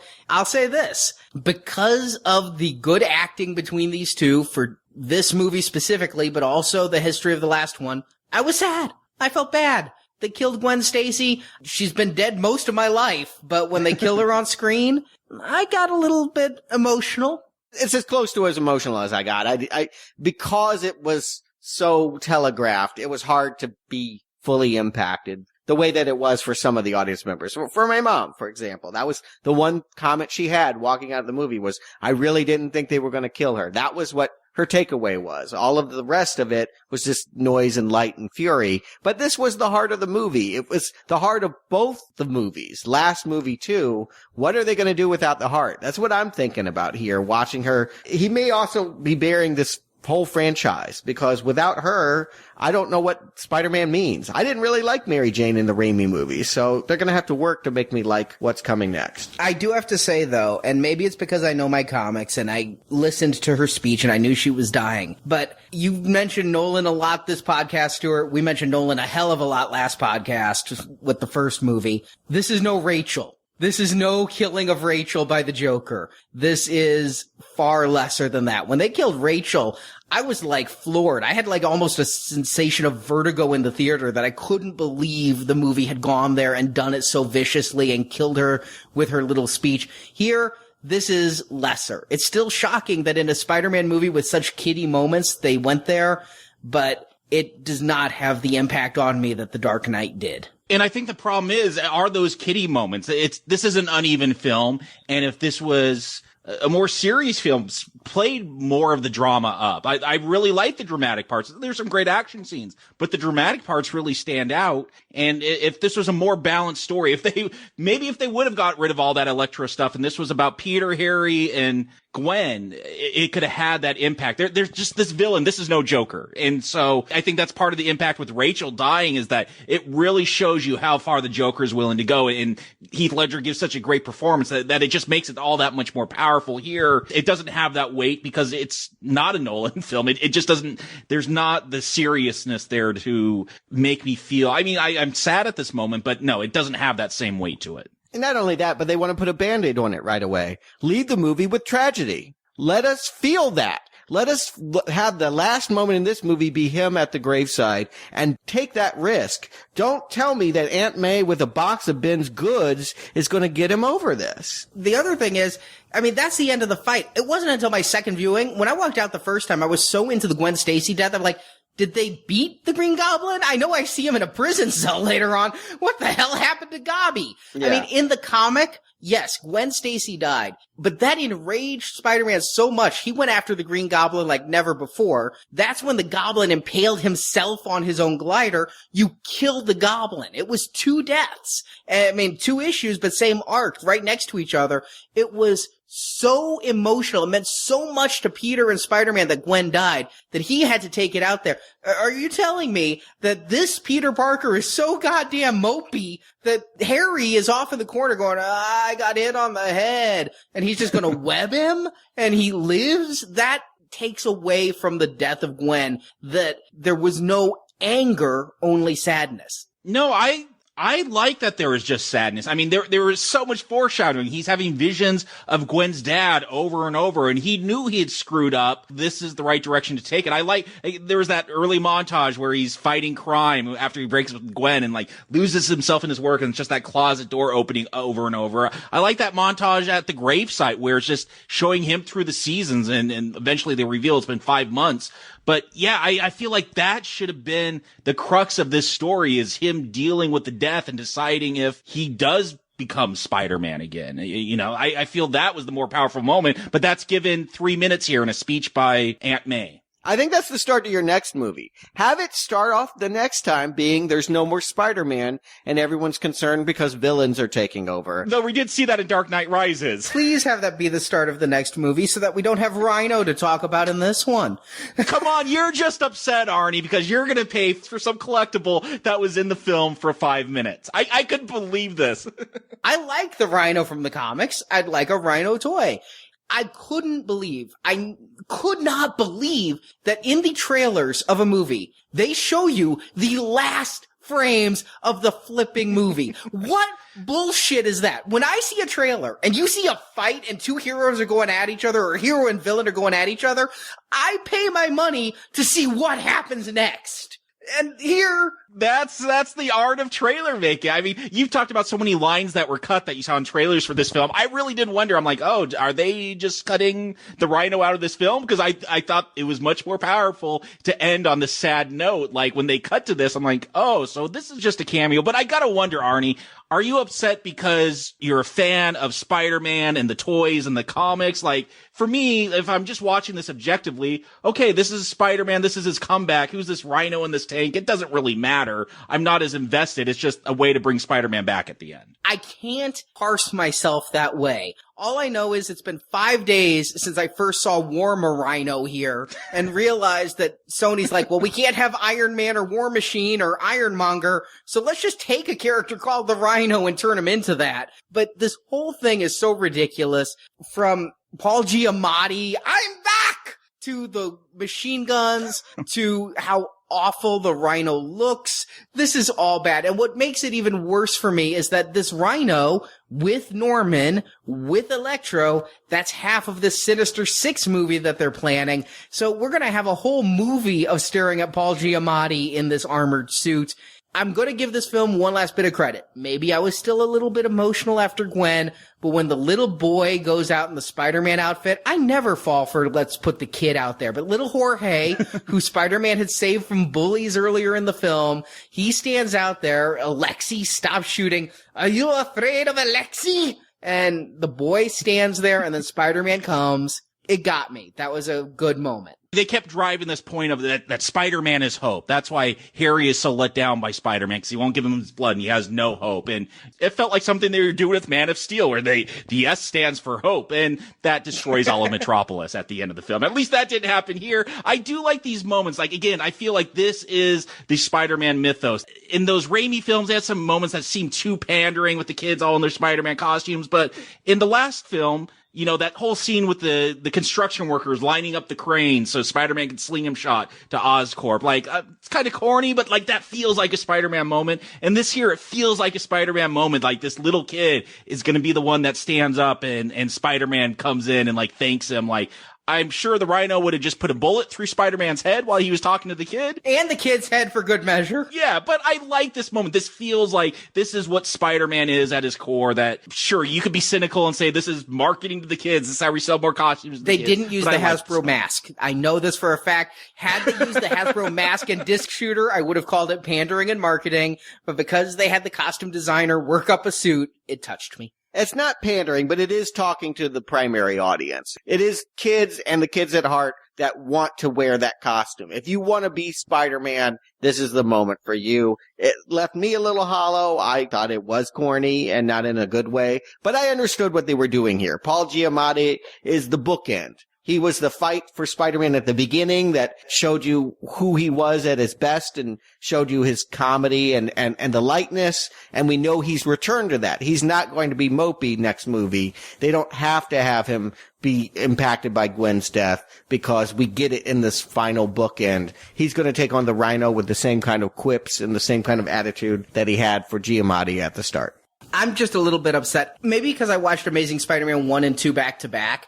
But how many emotional messages is he going to get by voicemail? I mean, Uncle Ben left him that voicemail, so after Uncle Ben was dead, he could still tell Peter it'll be okay. And then his father dies. He leaves him a QuickTime video. And now Gwen Stacy has this speech about I wish for you to be hope on her graduation thumb drive. Yeah, that someone filmed and put the video on there. It seems they've gone back to that well one too often for me. But no, I'm happy Spider-Man's back. I like your idea of ending it on a sad note to bring us to the third one. Despite their talk of franchising, I'm not so convinced, given that they rushed what I believe to be 3 movies into 2, that they're so sure, not again, that there won't be a Spider-Man movie, but that it may not be Mark Webb's Spider-Man.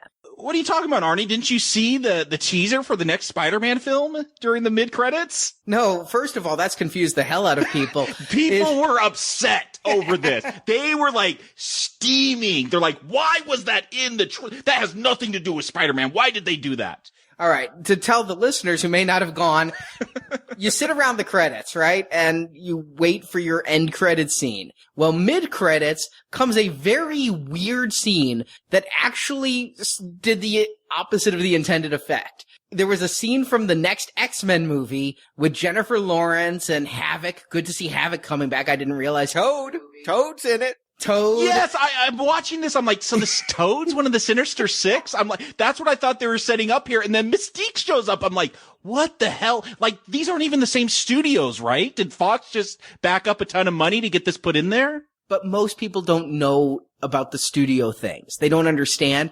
And so many people walked out of this theater and I heard them talking, the next movie, Spider-Man and X-Men. They thought they were going way with it. They thought that this wasn't a commercial for a movie opening in 3 weeks. They thought this was a tease like Avengers that Spider-Man and the X-Men are going to be sharing the screen come 2016. And why wouldn't they be confused? I mean, you put trailers at the beginning of the movie. If this is just to be a different franchise, which quite frankly looks like it's already stuffed with enough characters, why imply that Spider-Man's going to come web-slinging in there when we know perfectly well he never will? Fox and Sony will never allow that to happen. Well, I don't know. I mean, Sony allowed Fox this trailer. I would never say never. This is a level of cooperation I wouldn't have expected anyway. I mean, would you have said 3 months ago that Sony would allow Fox to put a trailer in their credits? Well, indeed, they do have to fight Marvel Studios. We know that they're never going to give their licenses up. So if it takes Spider-Man and X-Men to unite against the Marvel Universe, maybe that will happen. But it's not happening in 3 weeks when this new movie, X-Men, opens up. Days of Future Past, it is just a blatant, ballsy advertisement. It has nothing to do with Spider-Man. And I was surprised. I had read about this. I knew it was coming, but I was surprised that there was no mention of Spider-Man at all. I thought, at the very least, they could walk by a TV monitor where Spider-Man was taking down the Rhino, and we saw a conclusion to that fight. No, what happened was, I read up on this, Mark Webb, after 500 Days of Summer, was under contract with Fox. And he went over and did Spider-Man for Sony. Sony wanted Webb to do the sequel. I don't know why after the first one, which I recommended, but I don't know that he's worth fighting for. And so the deal made was Fox would let Webb out of his contract, not for money, but for Sony putting an ad for Fox's movie in their movie. And I guess Sony's like, well, Spider-Man will have made his money by then, so why not? Is Fox aware that there was a bigger, better trailer before the film for X-Men Days of Future Past? And this scene from X-Men was so confusing. And I'm sure I'll have answers in 3 weeks. But why are they on a military base? Why is Stryker there? Who's the mutant with the tattoos? What the bleep is going on? Oh, that was Stryker. Oh, see, you're telling me things I didn't even understand. Yeah, it was confusing. Yeah. It was out of context. I was just in such a state of confusion, like I could not get my bearings on what I was seeing until Mystique showed up, and then I'm like, what? Like, it was so confusing to me. Like, by the time it ended, I couldn't make sense of it. Yeah, it's not a trailer, it's a scene. And the problem with that is it's a scene out of context. And now, I honestly have been seeing the trailers with so many X-Men characters in the next movie that I'm worried. Watching that scene makes me think, screw it, I won't be able to keep up. I should take Friday off work and do what I did with Phantom Menace and just go to every showing of X-Men so I can talk about it, because there's going to be so many goddamn characters. That podcast is going to be 6 hours of us discussing all 300 characters they shoved in. Yeah, but they're going to have to wait for it. We have to talk about The Man in the Hat, because I read 3 novels. Not for this podcast. You brought me here, you said, for a reason, Jacob. I am the Spider-Man fan. Well, this guy in a hat, we saw him at the end of the last one. We all thought he was Norman. This time, we see him in the cell with Harry. Apparently, he has all access to prisons, or at least Ravencroft, and he gets a name. He's Mr. Fierce. And he's not from any comic book. No, I just took him as some kind of like mob boss that they were teaming up with. That's why they got Giamatti the Russian out of jail. So this is something deeper. I'm telling you, this is Darth Vader. They're gonna, I'm your father it. Well, Mr. Fierce comes from a trio of non-canonical Spider-Man prose novels. I actually sought out and read fun Marvel Comics prose novels. I have read these 3. Gustav Fierce is known as the Gentleman, who is really old and worked with the Red Skull during World War II. And in the 60s, Mary and Richard Parker interrupted some of his schemes, and so he wanted revenge on their son, Peter. And he is an information broker. He hires the Sinister Six to go after Spider-Man. There's also a very convoluted plot that involves Peter Parker's long-lost sister, who has different powers. I don't think they're going to go there. But that they went to this trio of novels that have been disavowed and published by a publisher with whom Marvel no longer does business. Kudos to you, Mr. Researcher, sir. It's dumb freaking luck that I went, oh my God, those books I read 7 years ago. I think the key there, you said, is that Marvel has disavowed it, so therefore the non-Marvel studios can take all of that, right? They've got to build their own universe if they're going to keep making these movies, because as much as we may like it, Marvel is never getting their Spider-Man back. Yeah, so this Mr. Fierce, I don't think it'll be Richard Parker, just because before Spider-Man 3, they have to bring this man out of the shadows for the Sinister Six. And there is another scene, but you have to have the Shazam app on your phone. And you better not be at the Alamo Drafthouse, because if you're pulling out your phone, they're going to kick you out. Yeah, people were looking at me because I did this. Like, most of the people had walked out, and I waited till almost the end of the credits to watch this scene. Not really a scene. No, it's pretty much the same schematics that you see during the end credits, and you're like, what the hell are those? With just a few extra frames that tease who the Sinister Six will be. It's going to be Vulture, Dr. Octopus, Well, that was already in there. I saw the octopus arms. Green Goblin, because we see the glider, Rhino, so there's 4. Then there's 2 other symbols. There's this weird mask, which could be chameleon, but the studio has said they think it's Mysterio. They're just not going to go with the fishbowl on the head. Oh, I know what that is, yeah. And then the last one, they said is going to be Kraven the Hunter, but it looks to me more like Scorpion. And the studios come out and said, listen, we're trying to tease who these characters are. We haven't even decided who the 6 are yet. But it's not even written, but it'll be out next year. I love this kind of corporate mentality. So yes, that was the Shazam scene that I had to... You don't need to download the app if you care about this scene. There's nothing to see. I had no idea they were doing this kind of thing, but it's the trend, right? It's kids like their phones. We'll give them something extra if they use their phones during a movie. I think that's sending the wrong message, but okay. Well, they don't even tell you to use your phone. That's the thing. I only knew about it because a website reported it. Well, that makes it cool. See, then you're in the cool club and you can feel better than everyone else. I understand about pandering to the geekiest of the geek. I get that, but it sounds like they didn't deliver on what was on the phone. You shouldn't put a scene only available via an app that has to be done when you're in the theater. By the same token, you shouldn't put a not scene there either. You know, it's just, I get all the corporate marketing. I get the idea, not very well done. And it distracted from the song It's On Again, which I was actually kind of grooving to. No, Arnie. And then that was it, though, the mid-credit scene. There was nothing after the credits, and I only stayed once till the end. Fool me once, shame on you. But everybody stayed till the end. And when the lights came up, there was this collective howl of disapproval that there was nothing after all the credits, that everybody sat there and watched all the technicians' names and Andrew Garfield's dialect coach and stunt doubles and got no reward. Oh, you mean the Pharrell song wasn't good enough for you to get through? I agree. It wasn't. So Jakob, Stuart, I'm in more suspense than I was last Spider-Man movie. Do you recommend The Amazing Spider-Man 2, Jakob? This still isn't an Amazing Spider-Man film. This Spider-Man...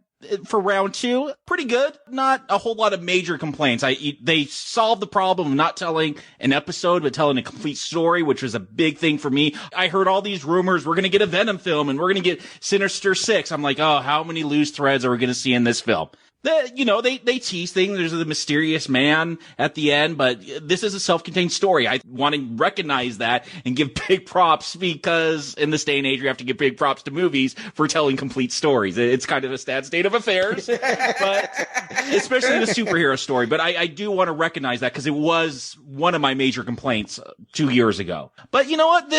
Look, some of the mysteries and answers given. What is Roosevelt? Oh, it's a QuickTime video and a secret subway station because the president wanted to hide his polio.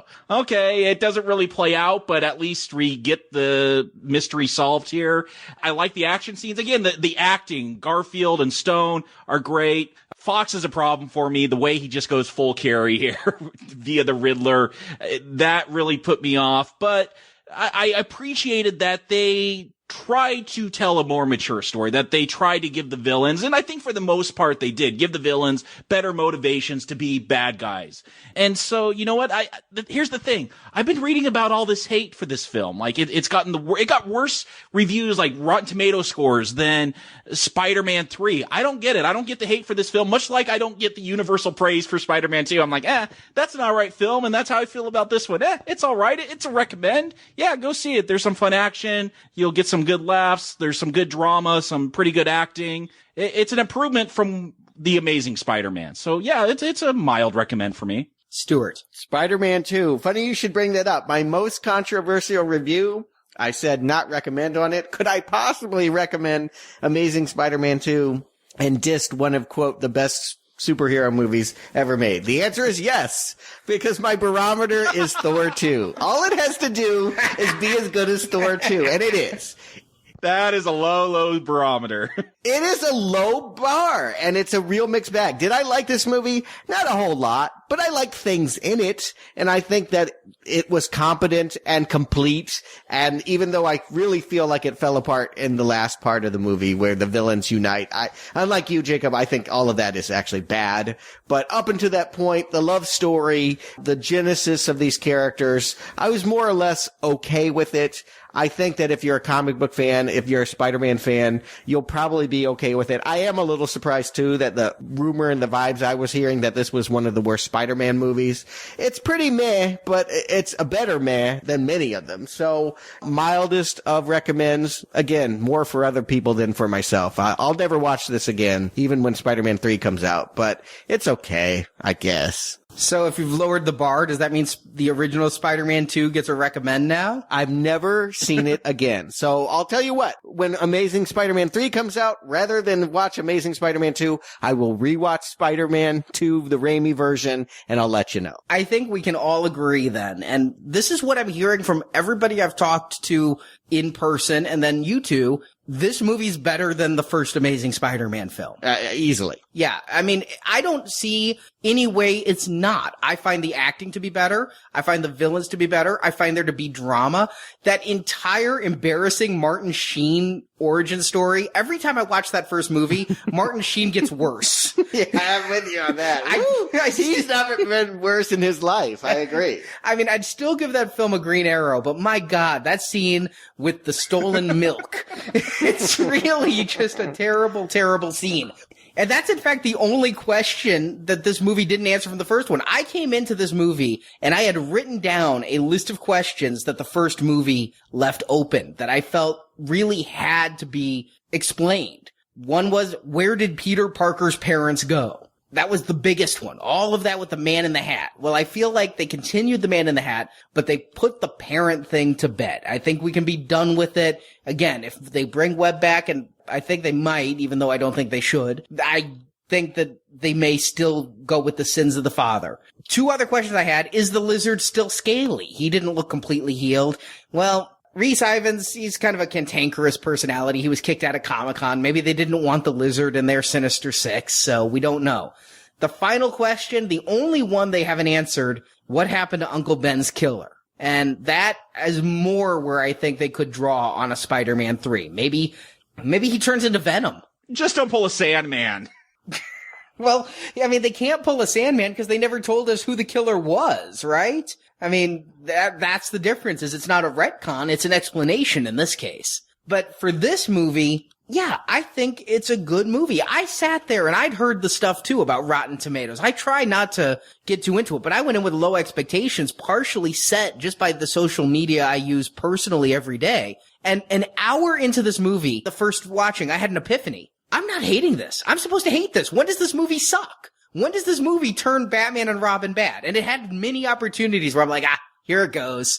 When they went to Ravencroft Institute and Dr. Kafka came up, or all of that. And when they teamed up and they went back into the base, or when Stacy died, all of these could have been the moment. But at the hour mark, I'm like, I'm enjoying myself at this movie. Why is the hate? And I just kept waiting for the thing to happen that would explain the hate to me. It never did.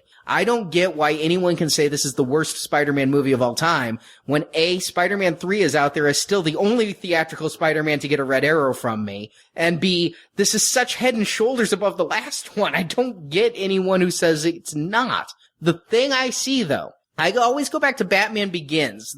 I didn't recommend it, but that end speech, but my most controversial review, if we're going to bring them up, Stuart, the one that gets me the most hate mail, Batman Begins. But I always go back to the end scene with Gordon and Batman, and Gordon's like, what about escalation? You've done this, what about escalation? And I keep equating that to the superhero movies themselves. We've had escalation. And I think it was really started by X-Men in 2000, the new renaissance. Spider-Man took it to the next level with comic immersion, and then we had a 1-2 punch of Iron Man and Dark Knight, and then we had Avengers come along, and then I'd say the next step's even Captain America the Winter Soldier this year. Superhero movies keep getting better. But I'd say Spider-Man's like Bon Jovi. 30 years have passed, they're still playing the same song. Superhero movies have gotten better. Spider-Man's where it was. I'd say this is almost on par with the Raimi films. It just hasn't improved with the times the way Captain America, Iron Man, and Batman have. So, in this age of superb superhero films, Amazing Spider-Man 2 is lesser. But is that bad? No, it just means in recent years people have come to expect more. I enjoyed myself all 3 times at this movie. I give it a green arrow. I recommend you put aside the hate and give this movie a try. Yeah, I think that's a fair review, and I would just qualify with my own review. Yeah, if you are someone that selects about which superhero ones you do see, yeah, this is a not recommend for me. But if you're less discriminatory, if you just like going and seeing this genre, it's as good as many of them. It's just kind of average, and in this day and age, maybe that's not good enough for some people. But it was good enough to get a green arrow. And good enough to get, how many sequels are they making to this now? They're talking like they're doing a Venom spin-off, the Sinister Six spin-off.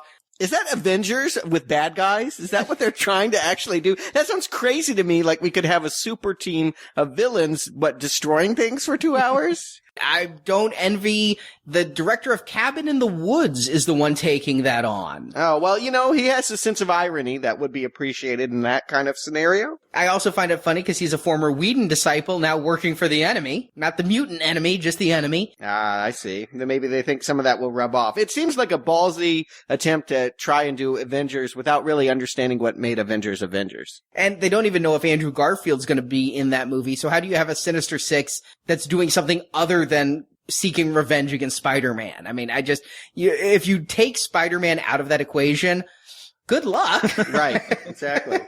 I don't think the Harry Osborn we saw here has shown me he can carry a film. But yeah, then they're talking Venom, and they're talking, I mean, Venom brings with him a whole family of symbiotes with Carnage and Anti-Venom and Toxin and all She-Venom. Yes, that exists. And they should just make the musical and be done with it. And then they said Mark Webb is signed for a third Spider-Man film. He says he's going to make it as of now. I mean, we heard the same thing from Favreau after Iron Man 2. He also says no matter what, he's not making Spider-Man 4, which they're already scripting. Then why delay it? I honestly say no harm against Mark Webb as a director. I think he's suited for romance movies. I think that he's good at that, and he's good at that in these movies. But overall, I think this movie suffered from having a lack of direction, and some of that's got to be on the director, right? I mean, yeah, maybe he was strong-armed by the studio. Maybe it was, the toy makers telling him do this, throw the Rhino in. But at the end of the day, the director takes the blame. So, yeah, let's have someone else take a crack at Spider-Man. I agree. I've not been ensnared in Mark's web. These Spider-Man movies have been fine. I want somebody in here with a different vision, though. The whole vibe isn't jiving with me. I get that this is the young people's Spider-Man. I asked on Facebook, which Spider-Man do you prefer, Raimi's or Garfield's? Notice I don't even call it Webb's. I don't even give him that kind of auteur kind of credit.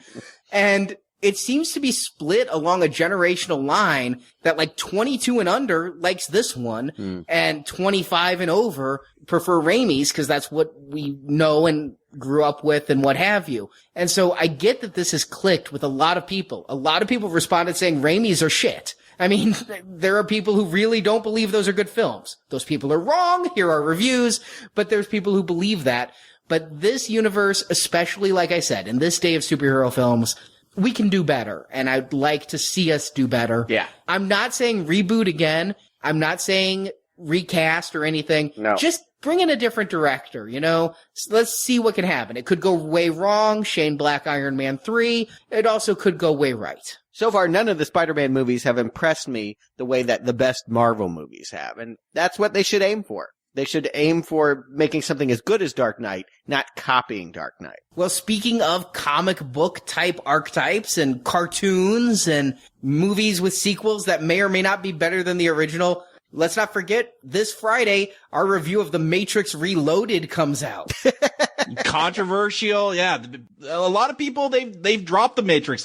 Reading the comments on Facebook, they've forgotten about the Matrix because of these sequels. So yeah, good time to revisit them and see what it's like with some passage of time. Right. I think that's important. Again, Star Trek is my go-to. I didn't like the movies when I saw them, but give some time and some perspective that comes with time. Maybe in their own way, they're recommendable, even though I don't think they're going to be as good as the first one. No, I don't. But I think that it could be a more interesting conversation that we have once we talk about the very flawed sequels. Yes, that is available this Friday. We've already reviewed 2 movies in our Silver Donation series, the original Matrix and then the Animatrix. 9 animated short films. It's the most things we've ever reviewed in one session. Those are all available to those who support our show because all of these IMAX tickets, all 3 of us went to IMAX, and we also had a really weird week last week where tens of thousands of people visited our website and ate up our bandwidth and transferred 300 gig in 2 days. So we rely on your support, and we're not selling the Matrix podcast. We're asking you to support our show. And for those who do, our thank you if you donate $10 or more, our 5 bonus reviews, 4 for the Matrix, and then Jupiter Ascending. I just got to see the trailer for the first time before Spider-Man, and that's looking Matrixy. It looks like we put it in the right retrospective. Yeah, I agree. It could be a gender twist on the Matrix a decade later. But we'll see what it is in another month.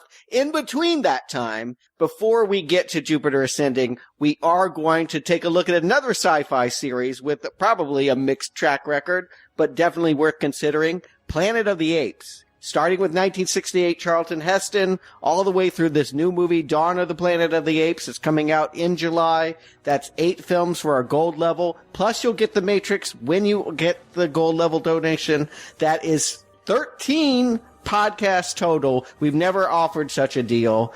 We're hoping that you join us all summer long for sci-fi.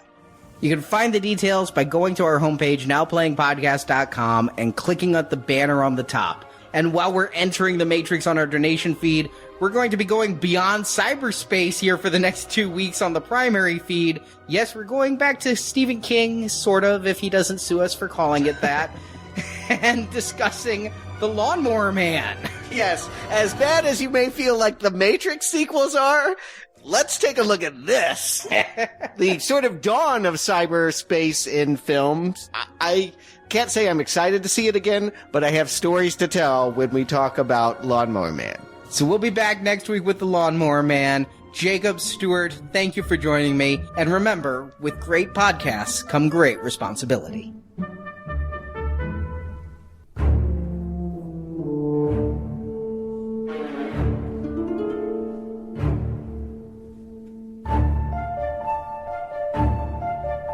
It's all my fault. I drove Spider-Man away. Spider-Man was a hero. I just couldn't see it. Thank you for listening to this episode of the Now Playing Spider-Man Retrospective Series. It's good to have you back, Spider-Man. Part of our Marvel Comics Movie Retrospective Series.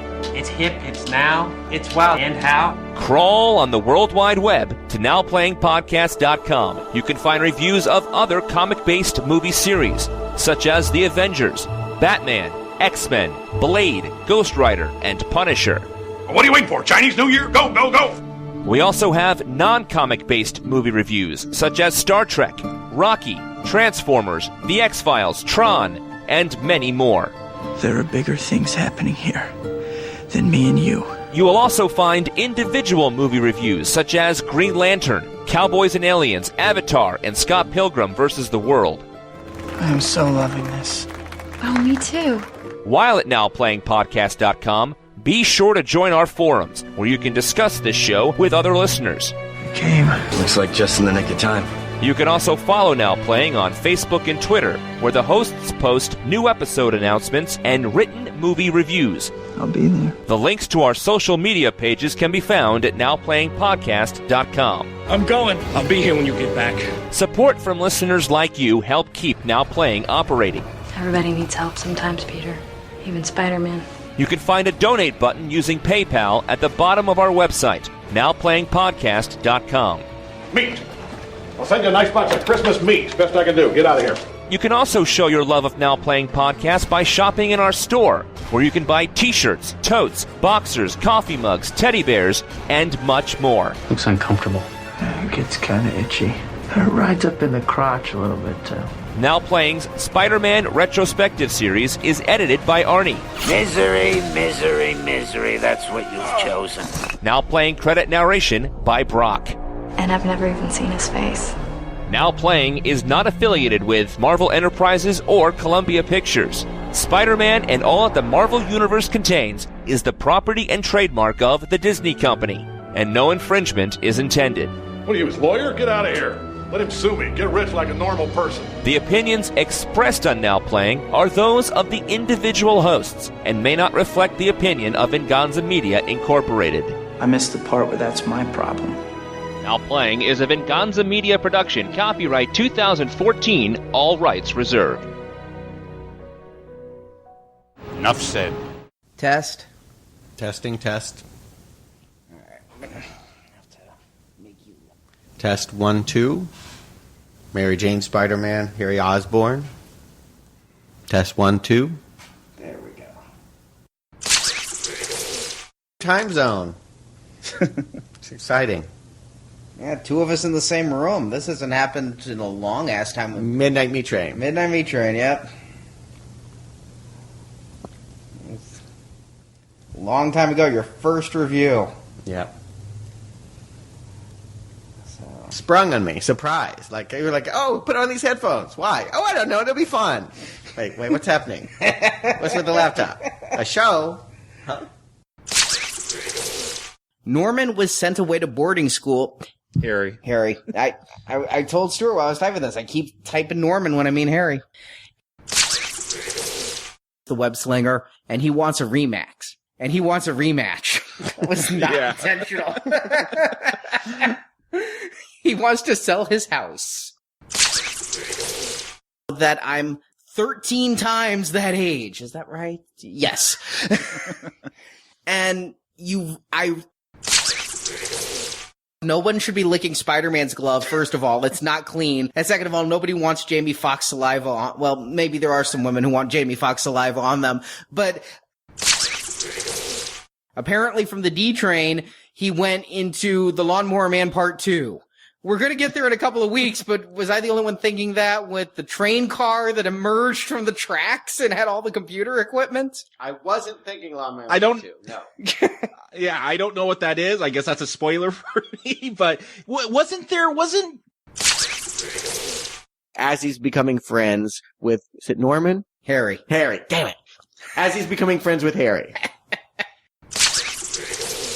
busting out tasers to get into Ravencraft? Yeah.